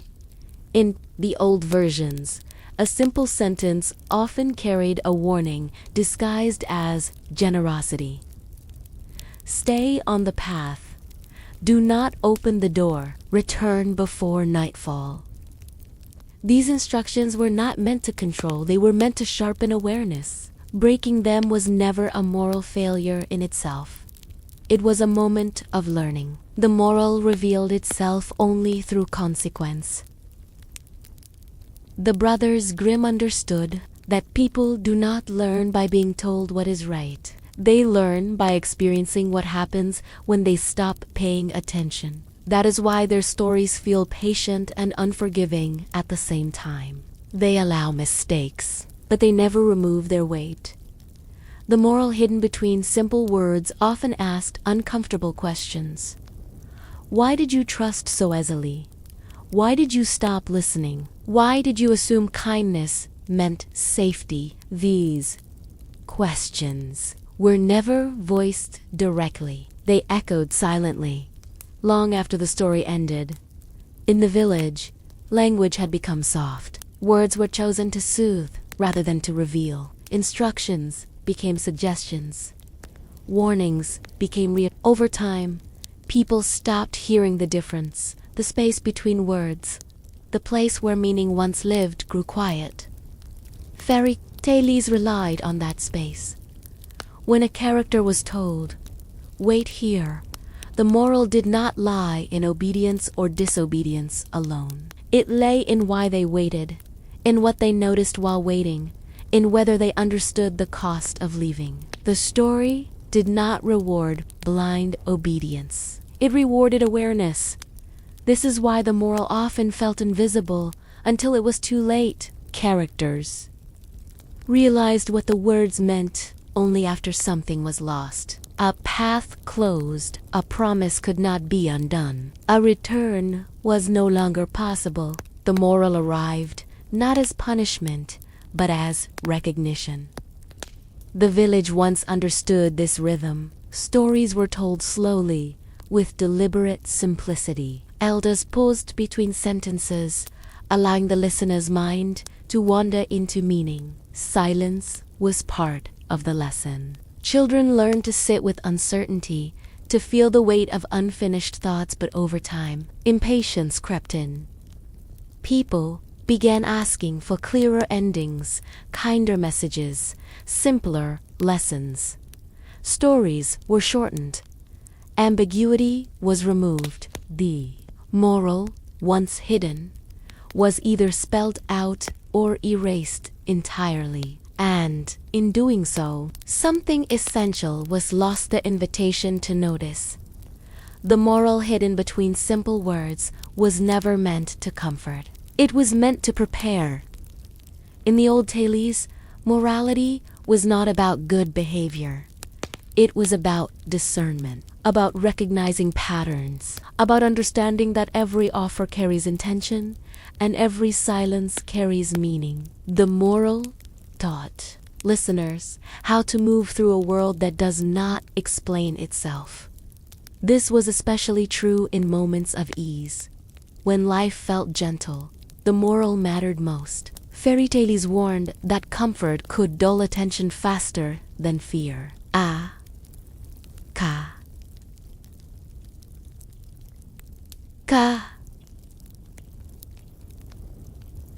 character who suffered learned quickly. A character who was comfortable often stopped learning altogether. The moral waited patiently for them, sometimes for years. In the village, comfort had become a constant companion. Simple words floated through daily life, like blessings: rest, stay, there is time. These words felt generous. They asked nothing. And that was precisely why they were dangerous. The moral was not hidden to deceive. It was hidden to survive. A lesson that announces itself invites resistance. A lesson that whispers endures. The Grimms trusted that listeners, especially children, would feel when something mattered, even if they could not explain why. Children once repeated stories back to themselves, changing details, lingering on moments that felt important. They sensed where the moral lived. Adults, listening alongside them, remembered how to listen in the same way. Now, the village listened differently. Stories became entertainment rather than preparation. Simple words were enjoyed, then forgotten. The moral, no longer discovered, faded from memory. What remained was tone without substance, calm without understanding. Yet the moral did not disappear completely. It lingered in discomfort that could not be explained, in restlessness during quiet moments, in dreams that returned to the same image again and again. The moral waited there, between thoughts, between breaths, between words. The one who listened most closely began to sense it again, not as instruction, but as tension. A feeling that simple reassurances were incomplete. That language was doing less work than it should. That something was being said without being heard. Fairy tales never demanded agreement with their morals. They demanded attention. They trusted the listener to decide what mattered, to carry the lesson forward in their own way. The moral hidden between simple words was flexible, adaptable, alive. It changed depending on who listened. For a child, it might be about caution. For an adult, about memory. For a village, about complacency.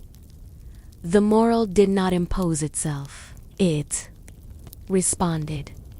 This is why the Brothers Grimm resisted refinement. They allowed roughness, repetition, and silence to remain. They knew that clarity could become control, but ambiguity created responsibility. In the village, responsibility had softened into habit. People followed patterns without questioning their origins. Simple words guided them gently, persistently, away from complexity. The moral grew harder to reach, buried under reassurance.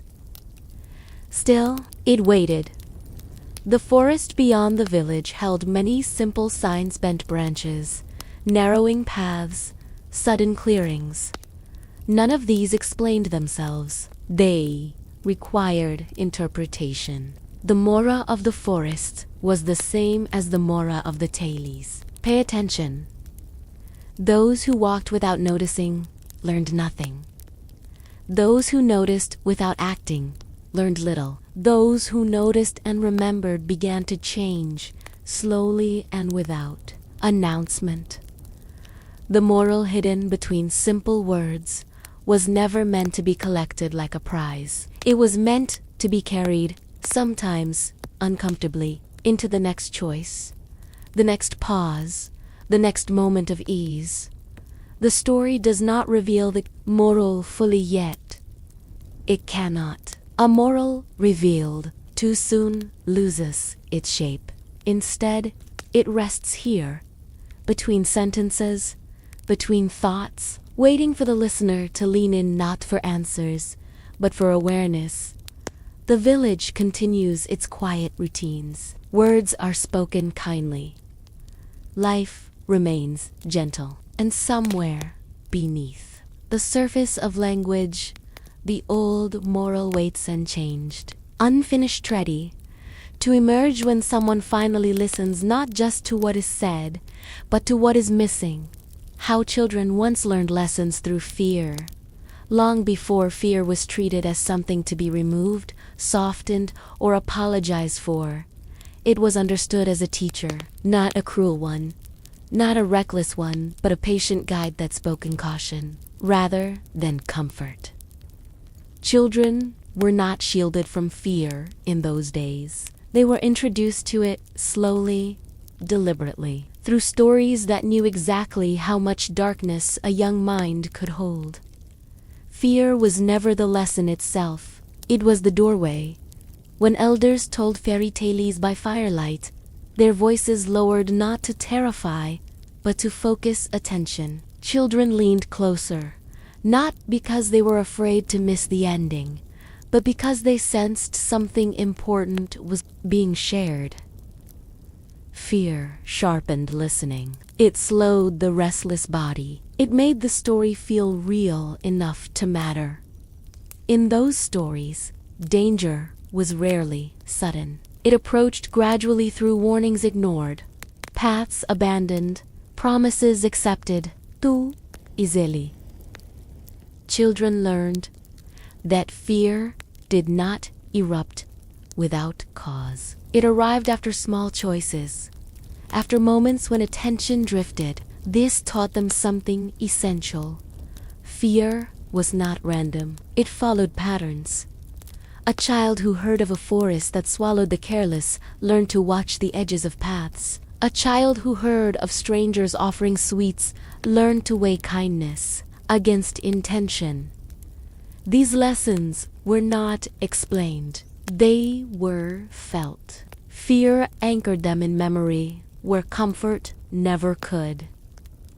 Parents once understood this instinctively. They did not rush to reassure during a frightening moment in a story. They allowed silence to sit. They trusted children to process unease, to ask questions, to return to the tale later with new understanding. Fear, when contained within story, became manageable, almost useful. Children learned that fear did not mean helplessness.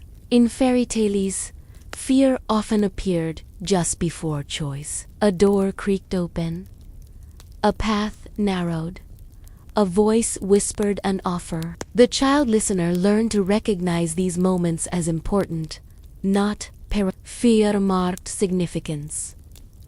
This is how discernment began. The village once raised its children this way. Stories were not entertainment alone. They were rehearsal. Children practiced recognizing danger without facing it directly. They learned how it felt when something was wrong but quiet, when comfort masked consequence. Fear trained their instincts. Gently, long before those instincts were needed.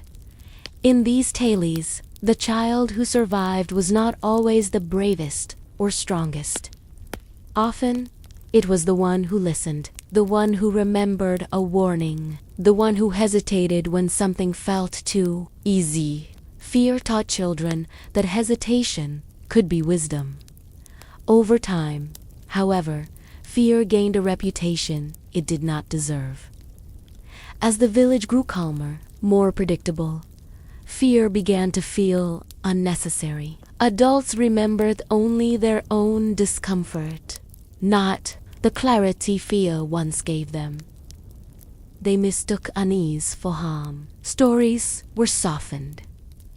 Wolves became silly. Forests became friendly. Warnings became suggestions. Children noticed the change before adults did.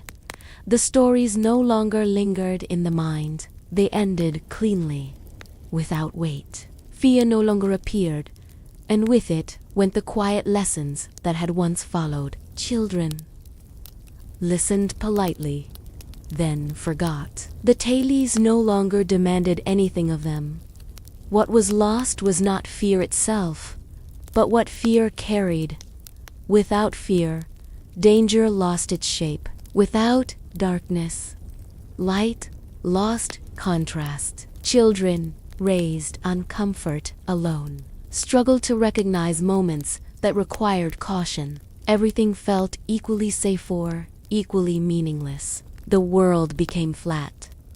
In older fairy tales, fear arrived early, so children could grow accustomed to its presence. It taught them how to breathe through uncertainty, how to stay present without fleeing. Fear was not meant to overwhelm. It was meant to introduce complexity. Children learned that not all fear should be avoided. Some fear was informative. It pointed toward boundaries. It signaled when attention was needed. It whispered, "Look closer." The village had forgotten how to teach this difference. Instead, fear was treated as an enemy. Adults rushed to reassure. Questions were deflected. Stories ended before discomfort could settle. Children were protected from fear and, in doing so, from one of their earliest tools for understanding the world. Yet fear did not disappear. It simply changed form. Children still felt it, but without context, it appeared as vague anxiety, restlessness, confusion.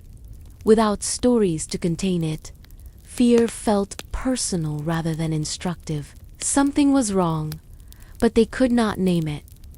In the old days, a child frightened by a story could say, "It is like the forest," or "It is like the witch's offer." Fear had language. Now it did not. The one who listened closely although now, but remembering felt this absence sharply. They remembered how fear once clarified rather than clouded, how it made the world feel meaningful, not threatening, how it taught respect for unseen consequences. Fairy tales never taught children to fear the world. They taught them to fear carelessness. They showed that the world responds to attention, that danger often follows indifference, that fear, when acknowledged, could guide rather than dominate. Children learn to move carefully, not timidly. In the village, children no longer learned this rhythm. They were told the world was gentle, and so they walked without noticing its edges. When something went wrong, they were surprised, not prepared. Fear, once a teacher, became a stranger. And strangers, when unrecognized, are always more frightening. The forest beyond the village still held its lessons. It had not changed. Paths still narrowed. Sounds still shifted. But children entered it without the stories that once taught them how to listen. Fear appeared suddenly there, without warning or explanation. This was not the fear of fairy tale. It was sharper, less useful. The elders noticed the change, but struggled to name it. Children seemed calmer, yet less attentive. Confident, yet easily unsettled. Stories soothed them, but did not strengthen them. Something essential had slipped away. Fear had once been a shared experience, framed and understood. Now it was private and confusing. In the old stories, fear was followed by meaning. Something happened after a choice, a realization, a turning point. Fear was part of a process. Without that process, fear became stagnant. The village now stood at a strange crossroads. It had removed fear from its stories, but fear had not removed itself from life. Children still encountered uncertainty, loss, and danger, but without narrative, without preparation. The old fairy tales had served as maps. Fear marked important terrain. Without it, children wandered without reference. The one who remembered began to understand what had been lost. Fear was not the opposite of safety. It was one of its foundations. It taught where to slow down, where to pay attention, where to question kindness. This understanding did not arrive with anger. It arrived with sadness, because fear, once used wisely, had been a gift. The story does not yet return fear to its rightful place.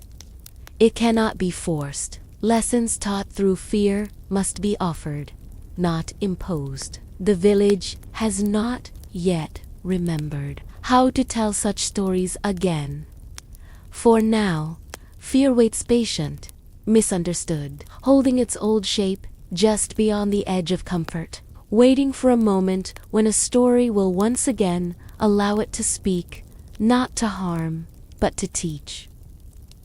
And the tale pauses here, at the memory of how children once learned through trembling attention, through stories that dared to be dark, through fear that guided rather than consumed before the village decides whether it will remember this language or continue to silence it.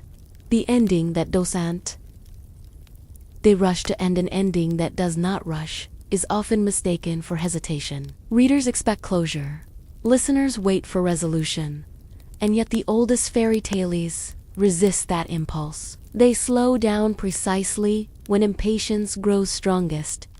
This is not oversight. It is design. The ending that doesn't rush is not unsure of itself, it is making room.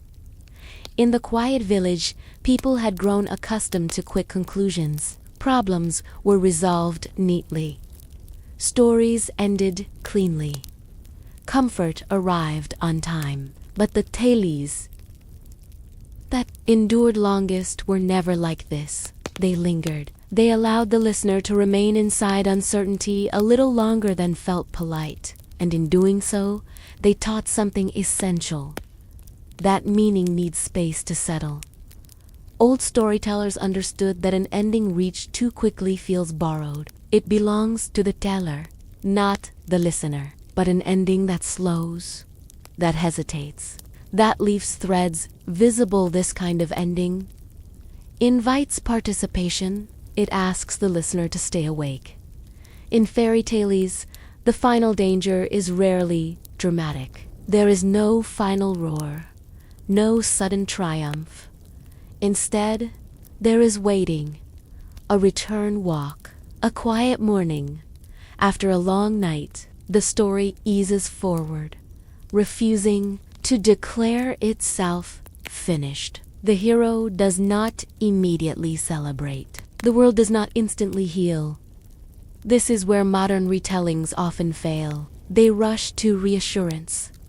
They fear silence. They believe attention must be rewarded quickly or not at all. But the old tales trusted something deeper. That listeners could endure unresolved moments, and that endurance itself was part of the lesson.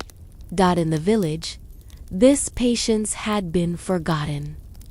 When stories were told now, they ended where comfort peaked. As soon as safety returned, the tales stopped. No one lingered in the aftermath.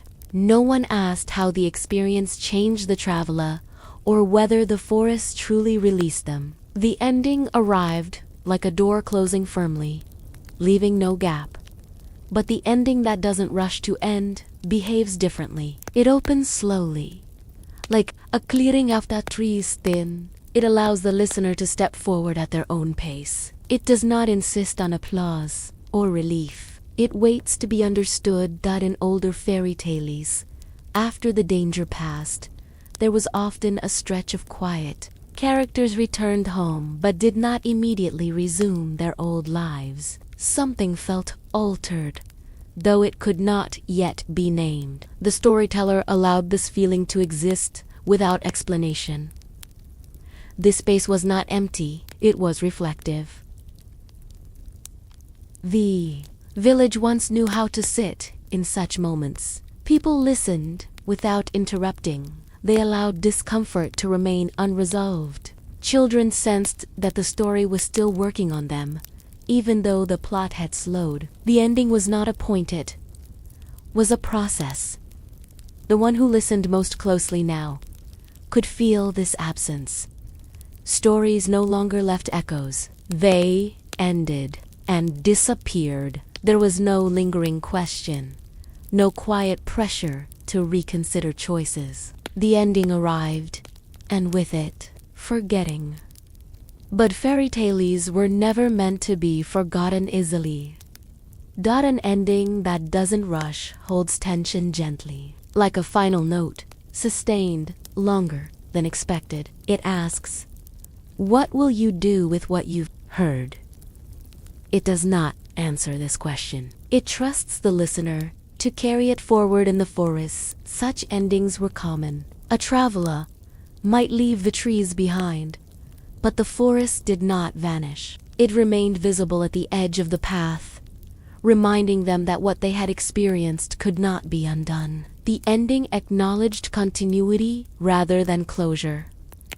This kind of ending unsettles those who crave certainty. It refuses to confirm that everything is resolved forever. Instead, it suggests that resolution is temporary, conditional, and dependent on attention.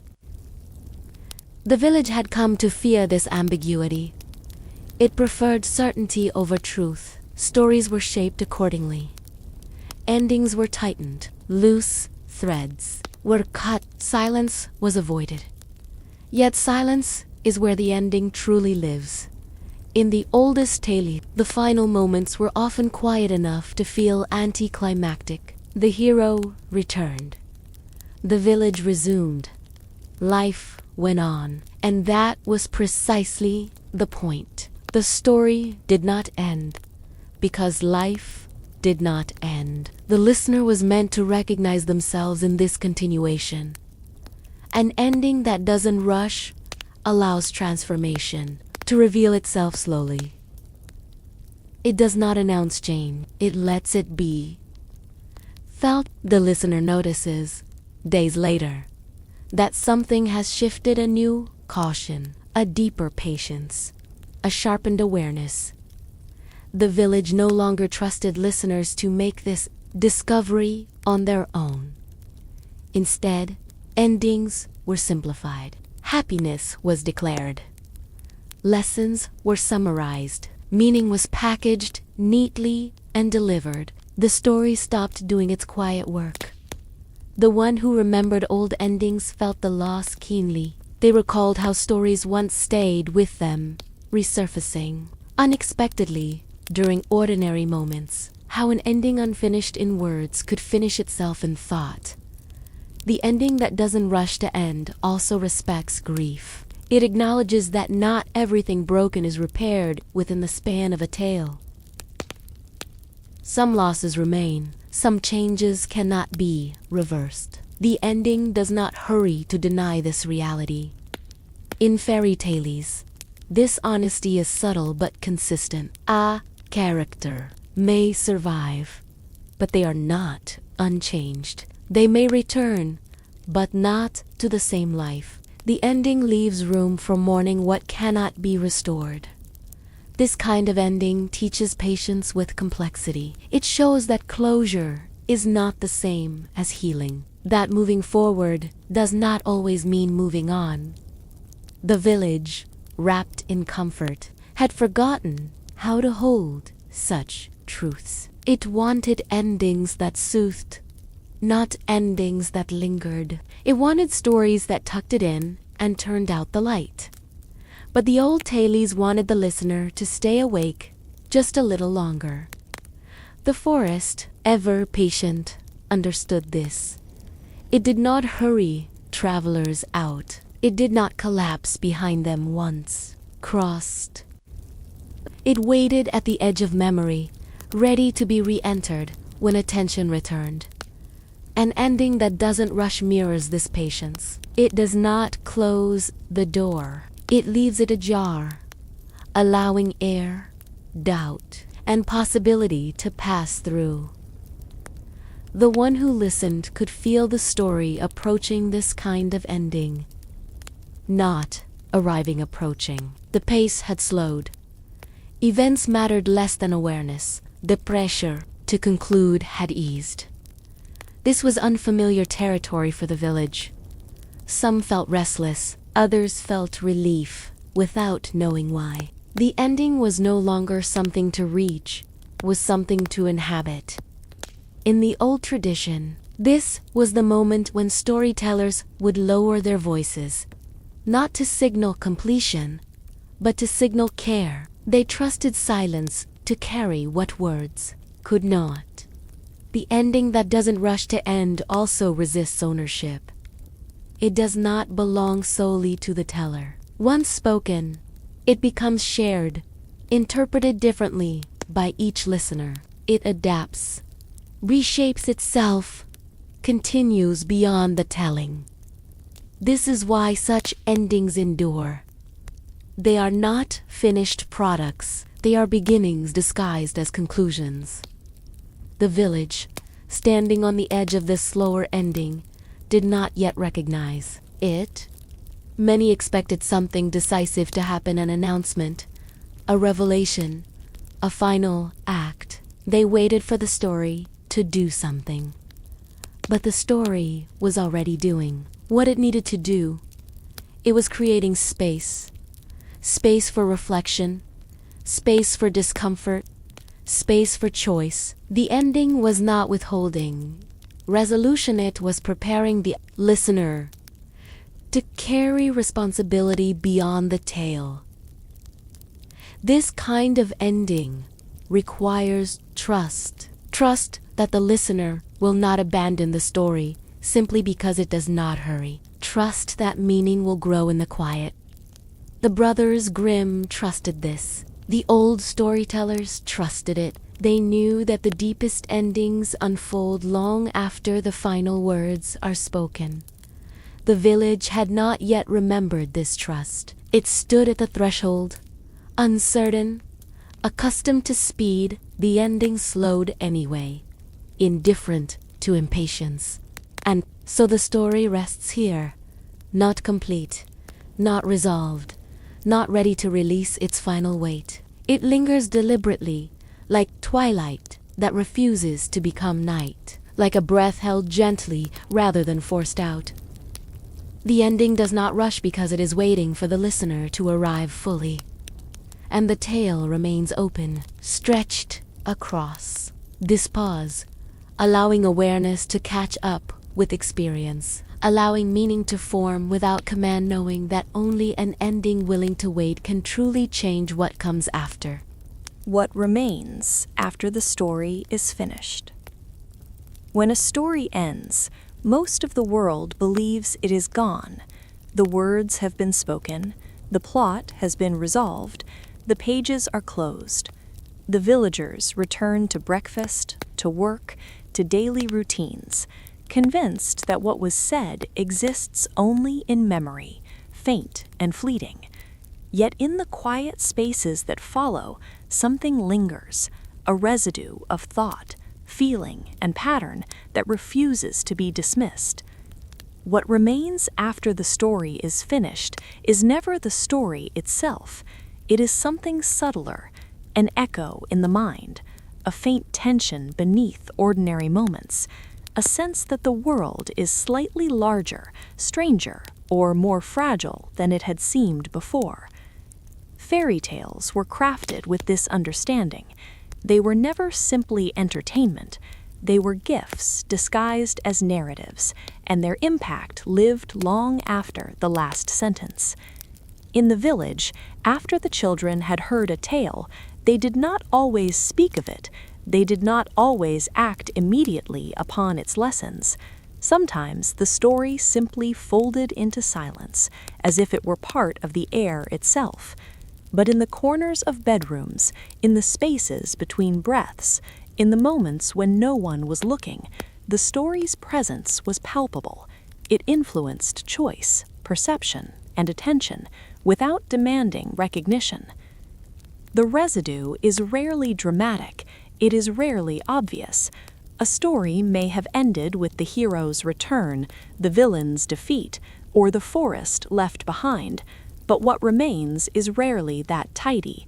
It exists in questions, not answers, in hesitation, not action, in the quiet that follows excitement, where the listener considers what was overlooked, misunderstood, or forgotten. The Brothers Grimm understood this deeply. Their tales often end abruptly, with no ceremony or grand conclusion. They knew that stories do not finish with punctuation. They continue in the listener's mind. They germinate in imagination. They quietly mold character. And because the ending is only part of the experience, the story's true impact is measured not in resolution, but in reflection. In earlier times, children would carry these residues into play. A small detail, a pattern on a leaf, a phrase repeated by a character, the way a shadow fell across a path would inspire hours of silent enactment. They would recreate choices, replay warnings, and imagine alternative outcomes. The story, though technically finished, continued as practice, rehearsal, and contemplation. Adults, too, felt the lingering effects, though differently. They recognized connections between the tale and the world around them that children could only sense intuitively. A neighbor's behavior, a sudden shadow of danger, a fleeting moment of generosity, all became imbued with echoes of narrative lessons. The story had finished, yes, but its guidance was ongoing.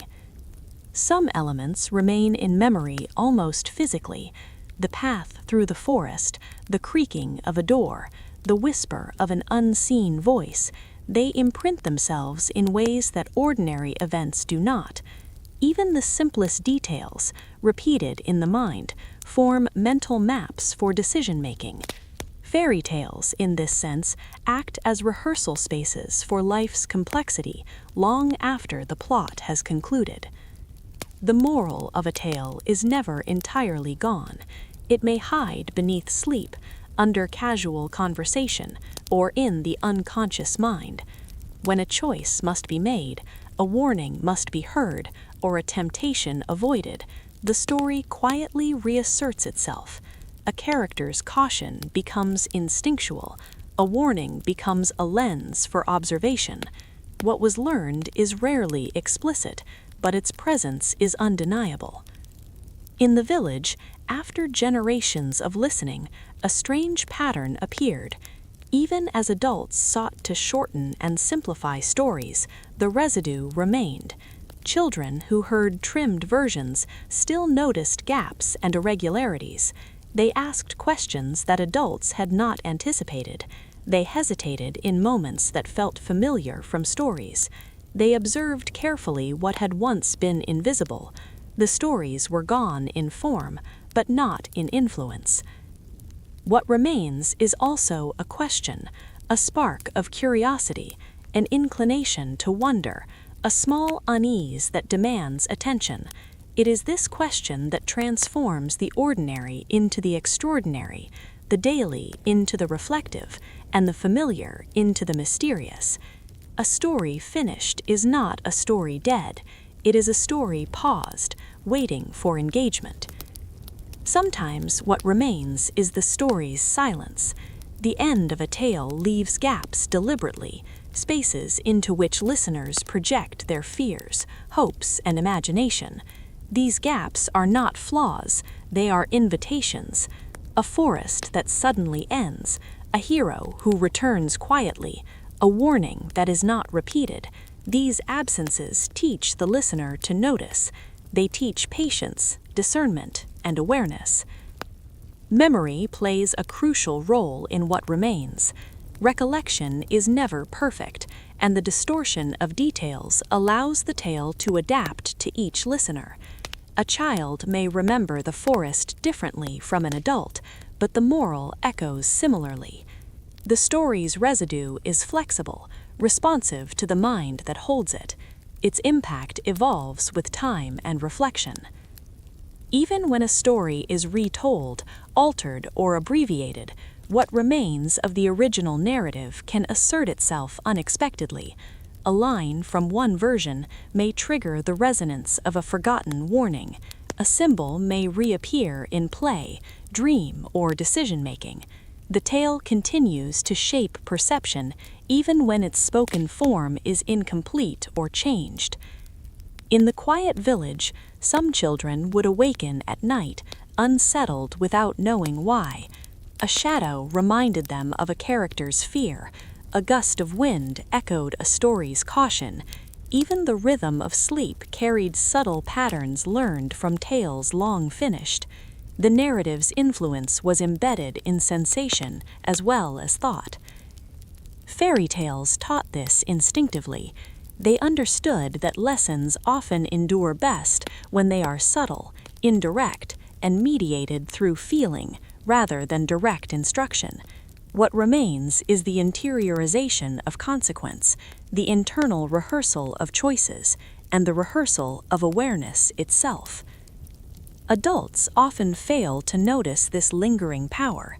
They believe that once a story is finished, its influence ends. They measure lessons by their clarity or immediate effect. Children, however, internalize stories differently. They feel consequences in imagination, they simulate possibilities in play, and they carry the moral quietly into decision-making long before they can articulate it. The Brothers Grimm knew this. They knew that the outward plot is only the vehicle for the inward journey. The forest, the witch, the path, and the shadow were not primarily entertainment. They were tools for perception, patience, and moral awareness. What remains after the story is finished is not simply memory, but an awakened sensitivity to the world, a readiness to act thoughtfully, and a recognition of pattern and consequence. Sometimes what remains is unease. A story may not resolve neatly, leaving discomfort behind. This unease is intentional. It trains attention, patience, and reflection. Listeners learn to tolerate ambiguity, to question appearances, and to weigh choices carefully. In this sense, what lingers is not fear alone, but the capacity to navigate the unknown. Even the village's quietest moments carried remnants of tales. A child tracing patterns in dust may remember a path through the forest. A sudden knock on a door may recall a warning of strangers. An adult hesitating before a decision may feel echoes of moral choices once explored in stories. The narrative persists not in speech, but in the mind's preparation for life. Some things remain because they cannot be dismissed. A lesson experienced through story often becomes instinctual. A remembered warning shapes attention. A repeated pattern creates recognition. Even after the tale is technically finished, it continues as a guide, quietly shaping perception and understanding. And sometimes what remains is hope disguised as quiet reflection. A child may imagine a resolution, a return, or a victory that never appeared explicitly in the tale. This hope is informed by the residue of story, the internalized structure of caution, pattern, and consequence. It persists in subtle influence, in dreams, in decision-making. The village had changed over generations. Stories were shortened, simplified, and softened. Yet what remained from older versions persisted. The rhythm of attention, the instinct for caution, the capacity for wonder, all continued, though often unnoticed. The residue of story is more resilient than the spoken narrative. What remains after the story is finished is not easy to name. It cannot be counted or boxed. It is the whisper between thoughts, the instinctive pause before a choice, the subtle recognition of pattern in life. It is the continuation of the narrative beyond words, extending into thought, memory, and action. And in this quiet persistence, the story is never truly finished. It lives beyond pages and spoken lines. It lives in attention, memory, play, and reflection. It persists where the listener carries it, sometimes subtly, sometimes powerfully, long after the tale has ended in speech. The story, though finished outwardly, remains alive inwardly. It shapes perception, influences action, and nurtures understanding without overtly declaring itself. What remains is invisible, yet undeniable, soft, yet persistent, ordinary, yet transformative. The village, wrapped in quiet routines, may not recognize this residue consciously, yet in small moments, the hesitation before choice, the recognition of subtle danger, the reflection on human kindness, what remains from the tales continues its quiet work. And the story pauses here, at the point where spoken words end, but their influence endures, waiting to reveal the ways it has quietly shaped thought, action, and attention in the world beyond the tale itself. Why these stories still calm us today? It is curious, almost paradoxical, that stories filled with darkness, uncertainty, and the quiet menace of unseen forces continue to calm us today. The wolves, the witches, the forests that shift and close around the careless, all these elements, which might have provoked terror in the children of old villages, now have a different effect. There is comfort in them, not because danger has vanished, but because the stories themselves are structured in ways that teach our minds to navigate fear, uncertainty, and complexity safely.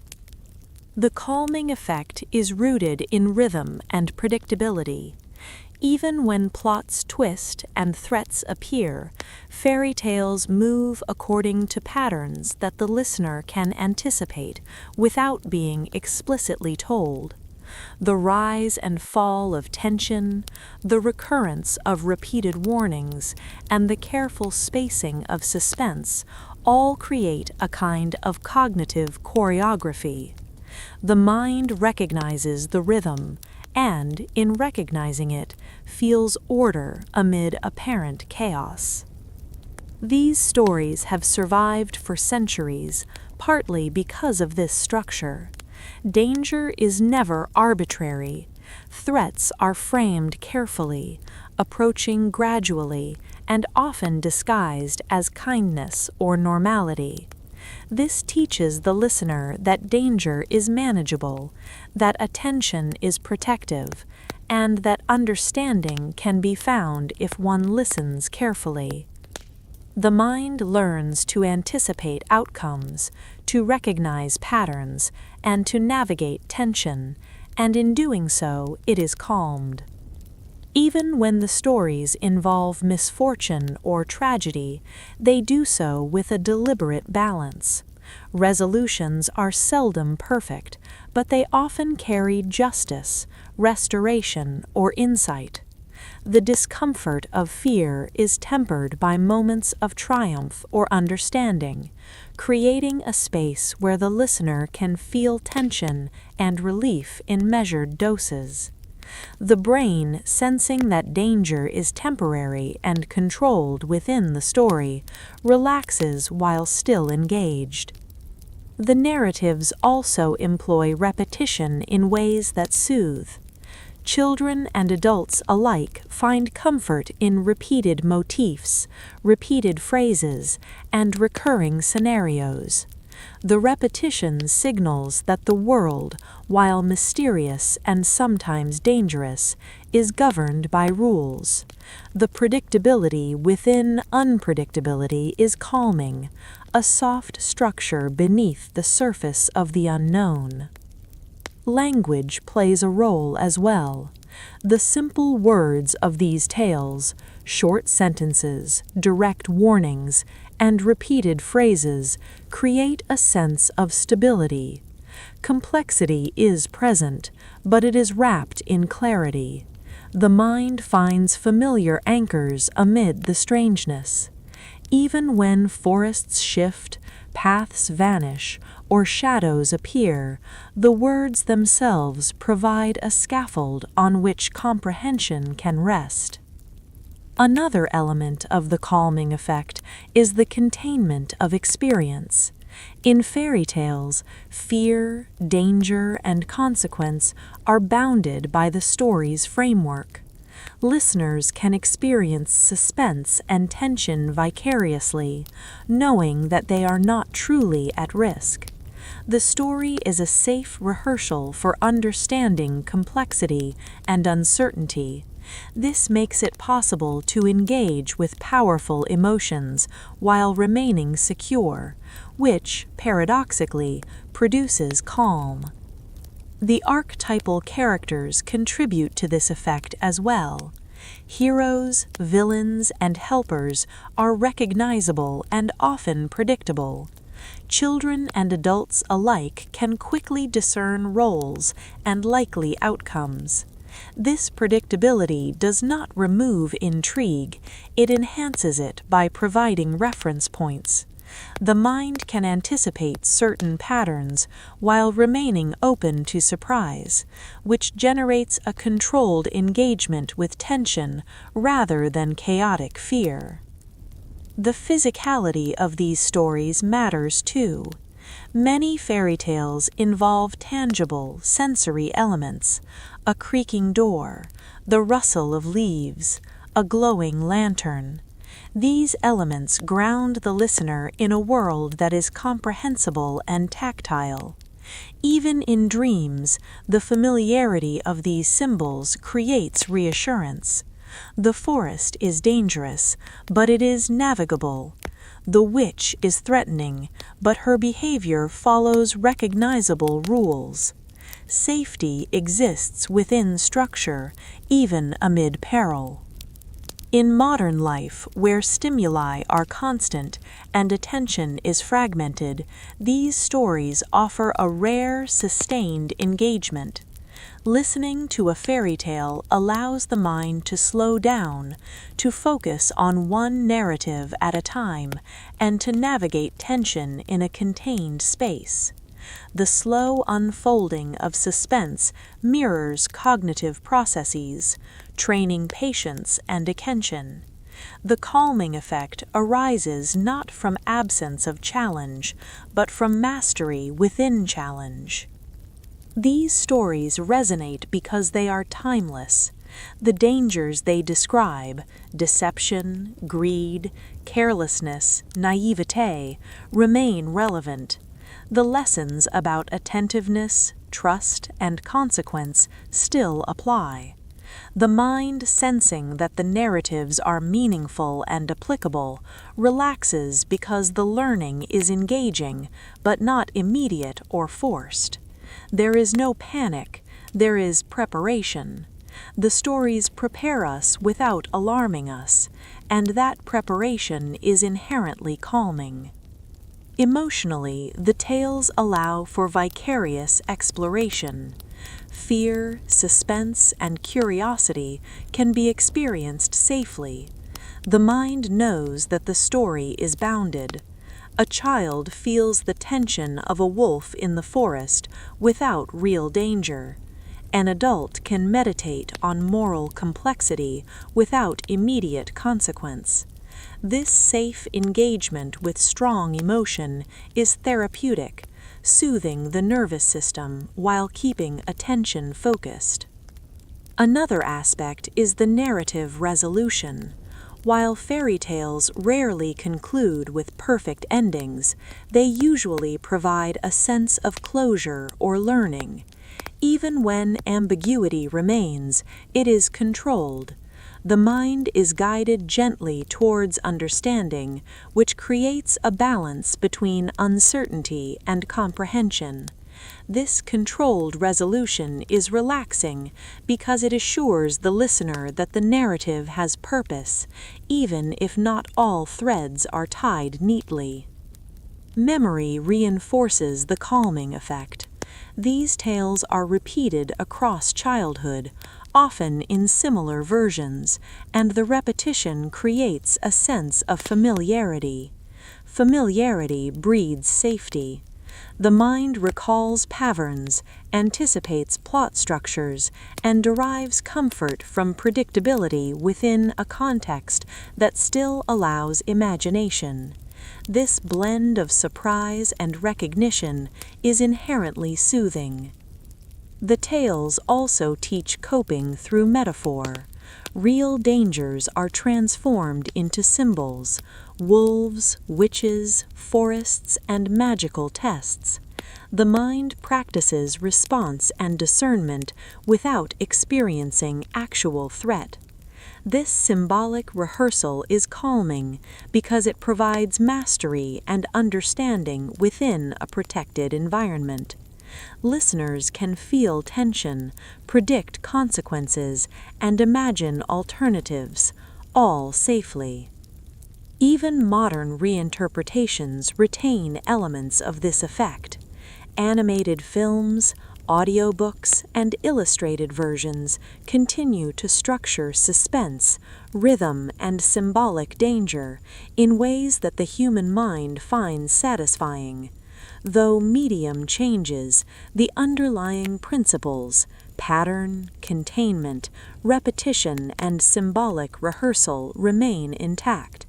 Our cognitive wiring responds similarly, generating calm even when stories are experienced digitally.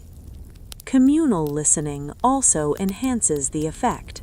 Historically, tales were shared by fireside or during gatherings.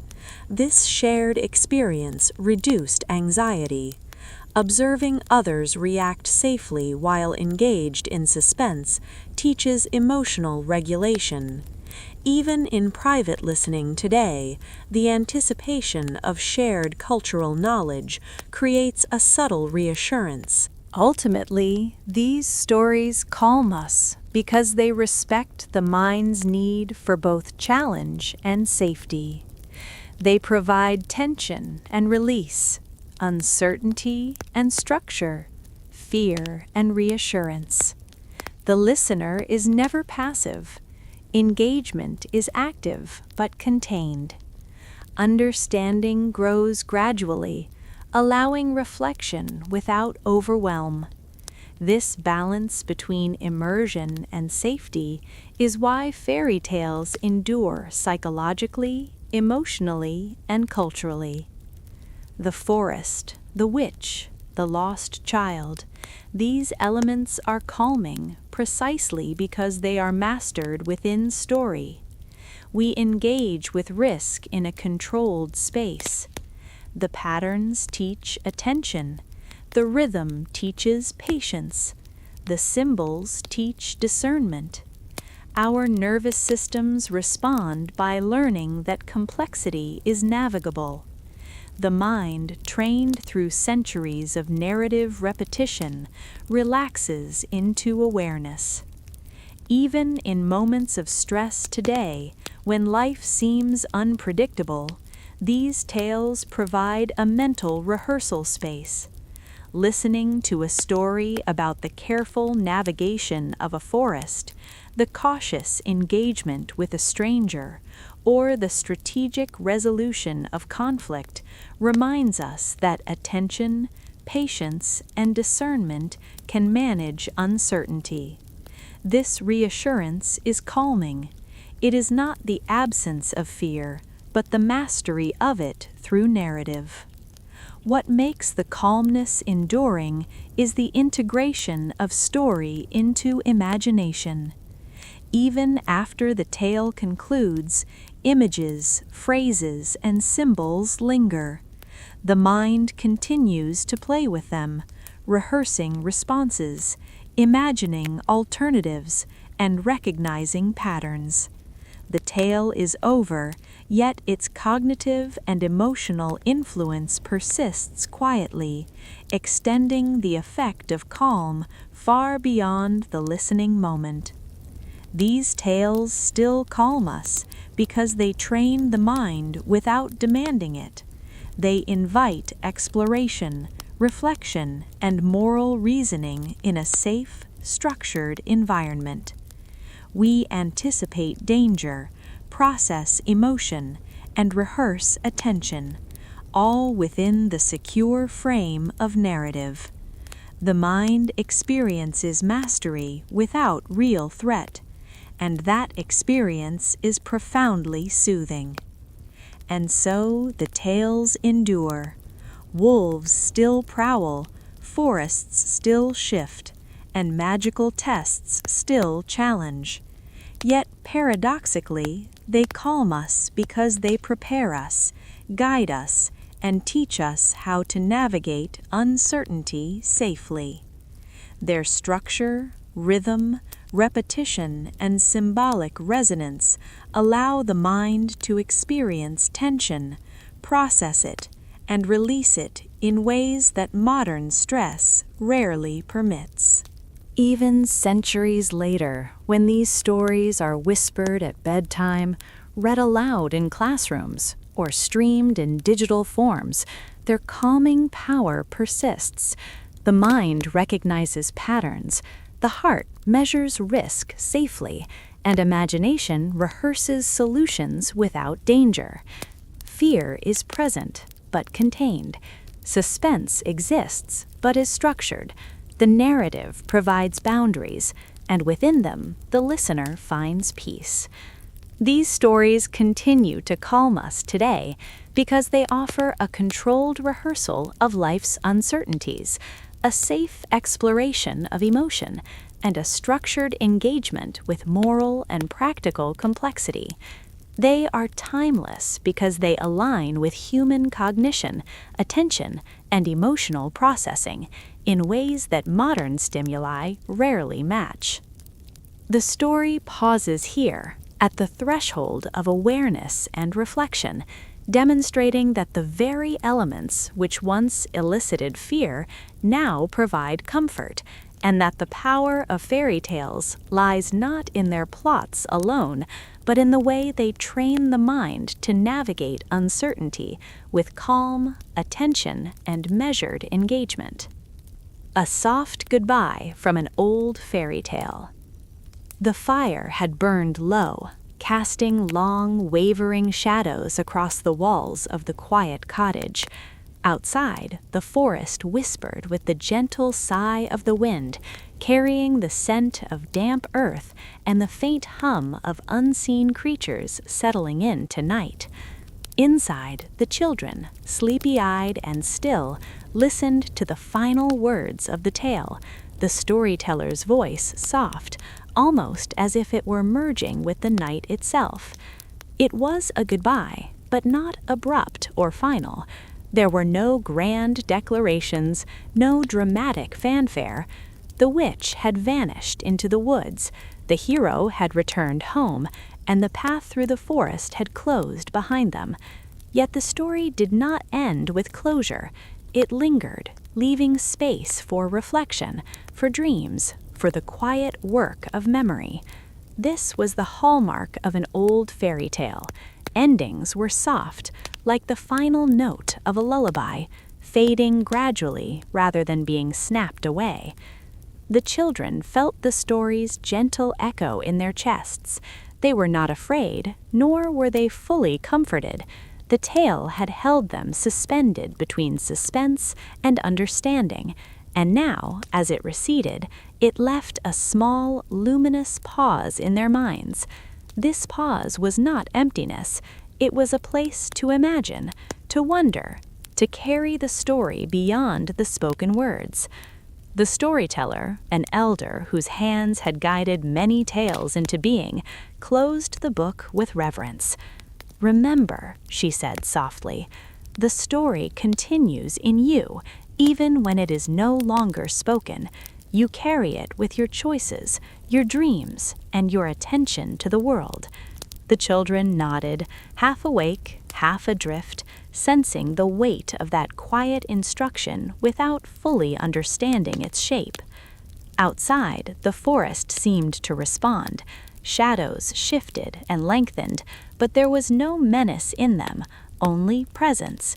The whisper of leaves, the distant call of an owl, the rustle of small creatures beneath the underbrush, all these sounds reminded the listeners that life continued, that the story's influence endured, and that endings, though soft they might be, left a residue of wonder. The soft goodbye of a fairy tale is deliberate. It acknowledges the world beyond the tale, the continuation of experience, and the ongoing work of perception. The characters leave, but the forest remains. Lessons endure, but they are quiet. Fear, wonder, curiosity, and attention are not swept away. They remain, tucked into the corners of memory, ready to inform the listener when the time comes. As the children drifted to sleep, dreams began to weave themselves from fragments of the tale. The hero's cautious steps along the winding path, the glimmer of light through darkened trees, the echo of warnings spoken too softly, all these details became the threads of nocturnal imagination.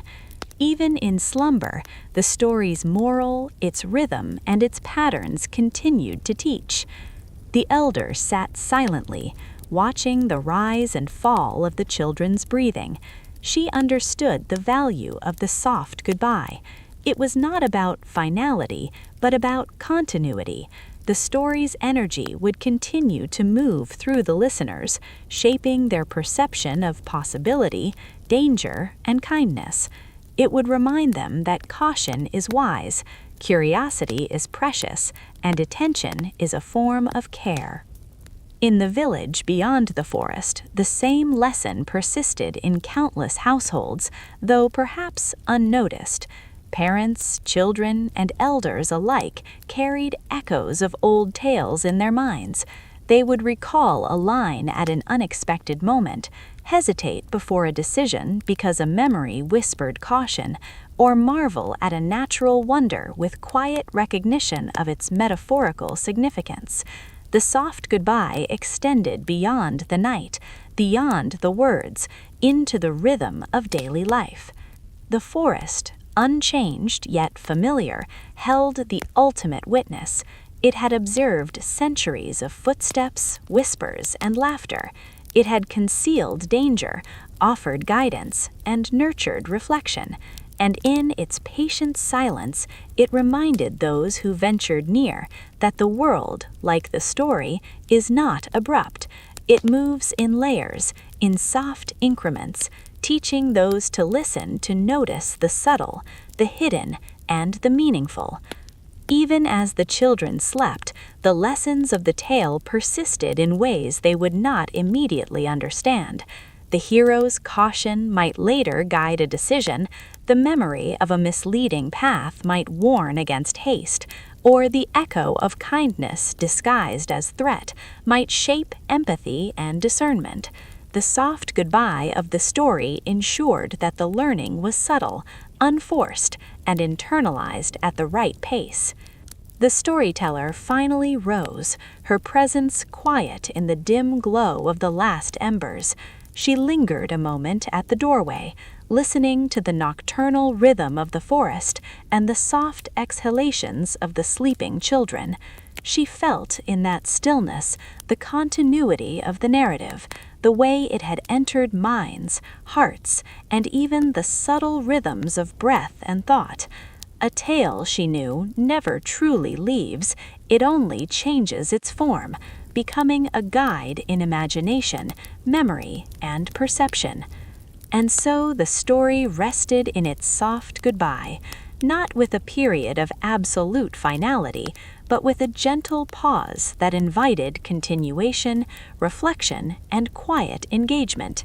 It was an ending that acknowledged time's passage, the persistence of memory, and the ongoing work of understanding. It left a space for the listener to return to it, to explore, and to carry forward its wisdom into the mundane and extraordinary alike. The night deepened, and the first pale light of dawn hinted at the coming day. The forest, the village, the children, and the storyteller existed together in a quiet continuity that mirrored the soft ending of the tale. Lessons, attention, curiosity, and wonder remained, unspoken yet present. The story, though finished in words, had only begun in effect. A soft goodbye, in truth, is never a goodbye at all. It is a promise that what has been shared will endure in quiet, subtle, persistent ways. It is a bridge between hearing and remembering, between attention and action, between imagination and life itself. The tale concludes, yet it continues, woven into the rhythm of existence, waiting to be noticed, remembered, and lived. And in this delicate pause, the old fairy tale leaves us with the gentlest of farewells. Its voice recedes, but its presence endures. The children sleep, the forest breathes, the world continues, and the story, softly and patiently, waits to be rediscovered in every glance, every choice, and every dream that follows. It is in this lingering, this quiet continuation, that the magic of the tale is revealed. The characters may have left the path, the forest may have returned to silence, but the story itself remains, a subtle companion in the hearts and minds of those who once listened, teaching in whispers, shaping perception, and leaving a trace of wonder long after the words have been spoken. The soft goodbye has done its work. The story's life, once spoken aloud, now lives quietly in imagination, reflection, and memory. It is neither hurried nor forced. It moves gently, persistently, and patiently, as a reminder that the world, like a well-told fairy tale, contains lessons, patterns, and meaning that endure far beyond the final sentence. And as the first light of morning touches the edge of the forest and the village begins to stir, the story remains, not as a tale to be retold immediately, but as a quiet presence in thought, in attention, in the slow unfolding of understanding. A soft goodbye has arrived, but its echo, its learning, and its subtle magic continue, waiting to be carried forward into every life it touches. The end, though gentle, is not final.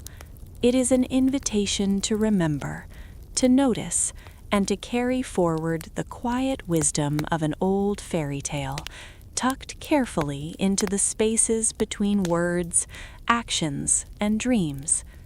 The story rests now, complete in its soft farewell, yet alive in every mind it has touched.